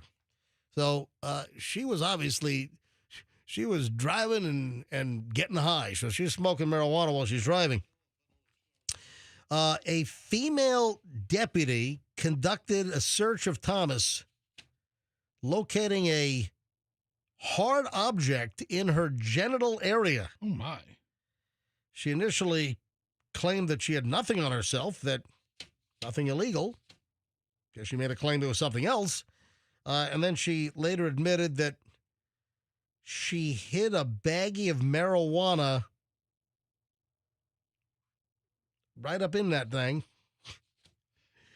after learning that she could be charged with the introduction of contraband in a jail. And you'll hear this if you watch any of the cop shows. A lot of times they say, hey, if you've got anything stashed, anything hidden, go ahead and tell us now, because sharp in your pockets. Yeah, because, well, that too. Yeah. But the deal is that law enforcement will tell people, hey, if you have anything on you right now, tell me. Because once you're taken to the county lockup, you're taken to the city jail, you go to intake. If they find anything on your person or up and through that thing, then that increases your charges. So the introduction of contraband in a jail facility, that enhances the charges. So you get it out of the way now and not when you get there. Yeah, when you get there, because then that just juices things up. So deputies arrested Thomas for tampering with physical evidence because as she was being pulled over, she was smoking, and she decided that she was going to take the marijuana and insert it. Oh, wow. They find it, man. Yep. So she finally came clean and told the deputies, yep, I got that stuff. Hey, I saw that champagne sales have, hey, pun intended, flattened out. Why? Is there something wrong with, like, the harvest? No. People realize that champagne is just terrible? I mean, who really enjoys champagne? There are plenty of people that enjoy champagne. No, it's disgusting. Yeah. Listen, my preference is a great red wine, a multitude of varietals, and of course whiskeys, bourbons, ryes. I get it. That's my thing, Well, right? who goes around just drinking champagne? But listen, mix it with orange juice or something. Oh, you mean a mimosa? Yeah. There we go. Listen, bottom line is there are some good champagnes, and yes, while champagne might not be my first choice, but listen, I've had champagne, I've drunk champagne, and I don't dislike champagne, but the reason why champagne sales are flattening out, losing the bubbles, apparently people don't want to celebrate right now. Just the world is like glum, and the world doesn't want to celebrate. So that's affecting champagne sales. The total number of champagne shipments from France sank nearly 10% last year. So that's the second consecutive year of champagne decline as far as shipments from France because of slacking demand on champagne. And by the way, you know that in order for it to be called champagne, it has to taste like crap. No, it doesn't. It has to be from Champagne, from France. To actually, it can't be from Champaign, Illinois, Andrew. No, it's, So, MJ, have you ever heard of a media company named Barrett Media? Yeah, of course. Okay. Yeah, Barrett, they've interviewed me in the past, yeah. So they come out with lists of like top radio shows in different genres. Right. And they have a list for... Has anybody talked to you about this yet? No, I have no idea. Barrett Media's top 20 adult/classic hit radio shows of 2024. Yep. Do you know who number one was? No.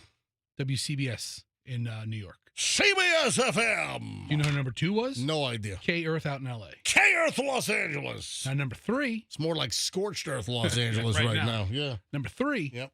Martha Quinn. Is she on satellite? She works for iHeart, and she does a lot of syndication stuff. Number 4 is our old friend Big Rig, who does a lot of stations for iHeart. Okay. Number 5 is us. Are you serious? Yeah. Parent Media ranked us the fifth high. There's our picture. Look at that. Hold on a minute. Really? Yeah. Number 5. Oh, look at that. Yeah. A friend of mine out of Detroit got ranked number 4 for rock shows. I had no idea. So I wanted to see. I clicked his link, and it took me to this. I go, hey, I think that's our format. This is the first time hearing it. When did this come out? This morning. Oh, the list came out this morning? Oh, my, this is breaking news. Yeah. Oh,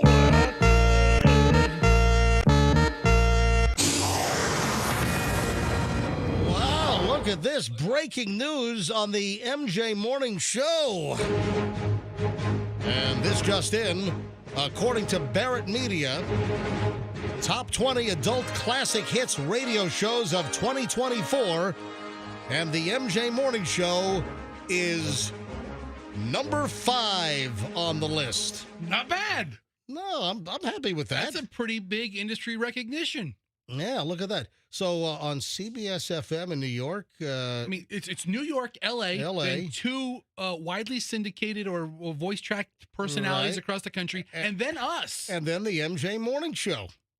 Look at that. Q105 Tampa Bay. This is a lovely honor. It's completely unsolicited.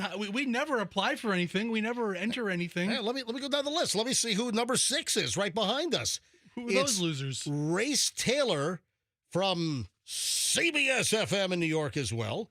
Number 7 is Dave and Kim on WLS Chicago. I've not heard of them. There's New York, Chicago stations, and nationally syndicated personalities, and us. Look at that. Then Jody and Bender from the Jet in Seattle's number 8. Number 9 is Crash Kelly from Bob FM in Boston. Then Fox and Annie from CBS FM. So they're not just morning shows. They're just shows in general. Shows in the classic hits kind of genre, in this format. So you could be an afternoon show, I guess. I mean, I think Martha Quinn's like a midday person in a lot of markets. Listen, I got to be honest. I feel good about our product. I think that we do one of the best morning shows of any format. Listen, we're mostly talking entertainment in the show. I mean, I'm not cranking out, Somebody's Watching Me by Rockwell, Somebody's watching me. This show is an entertainment and mostly a talk morning show. So that's pretty high praise. Yeah, no, that's fantastic. Well, thank you, Barrett Media. Just out this morning. Where's our plaque, Barrett Media? There's no plaque. Plaque's on my teeth. I didn't brush this morning. It's right next to your gingivitis. Yeah, look. Well, congratulations to you. No, congratulations to you. No, to you. No, congratulations to you. We could never do it without you. Yeah, we couldn't do it without you. You're right. You're right. 9:45 at the MJ Morning Show. That's fantastic. Remember that. Yeah. Breaking news. The NBC News Update. The MJ Morning Show is ranked number 5 as best in format nationwide. But think about it. The first one's the largest market. The second We're one's number 5. We're number 5. We're number 5. I would never have guessed we would have made top 20 if I'm being completely honest with you. What are you talking about? I mean, I don't care what market. Okay, so maybe top 50. What is this? Tampa Bay is like radio market number what? 12? No. TV is like. We should be number 12. Oh, it's like 21. I think, Andrew, do you have any idea where we are? Are we like number 17, 18 as far as market size in the United States now? But I'll tell you what, the quality of this show is better than most shows in the top 5 in New York, L.A., Chicago. We're 17. So we're the 17th largest radio market. I think the TV market is like 12 or 13. And for that, they split that up, whereas our radio signal actually goes further than the TV signals go. So, but look at it. Number one's New York, the biggest market in the country. Then LA, second biggest. The two people who are syndicated across the country. I've worked in both. I've worked in New York twice and LA once. Martha Quinn's a legend. Big Riggs, a super great guy. And this is my favorite place. And then us. Look at that. All right, we got to roll. 9:46 at the MJ Morning Show. Who told you? Who filled you in on this? A friend of mine out of Detroit he ranked high on the rock list. Who's that? Big Jim, who works for our sister station in Detroit. Really? Yeah. You know Big Jim in Detroit? Yeah. I've never heard of Big Jim in Detroit. My apologies to Big Jim. He works for Beasley Media up in our WCSX. I want to thank Big Jim for letting Fester know. He put it on his Facebook. Oh, okay. And then I found it on their site. He didn't call me and say, hey, your show made it. He was touting his own laurels. Yeah. That's a nice honor. Just a surprise out of nowhere. Yeah. All right, we got to roll. We'll see you back here tomorrow morning, the MJ Morning Show on Q105. Don't forget, go see the video of Fester and me twerking. Oh, so good. Twerking while working. We're not getting fired, at least not for that. Unlike the Alaska Airlines flight attendant, she got fired for twerking on the airplane and putting the video up on social media. So that's why we twerked. Go to Certified MJ Radio on Instagram, Certified MJ Radio, and see the video of Fester and me twerking in our new studio, which is under construction. We'll see you back here tomorrow, and let's be careful out there.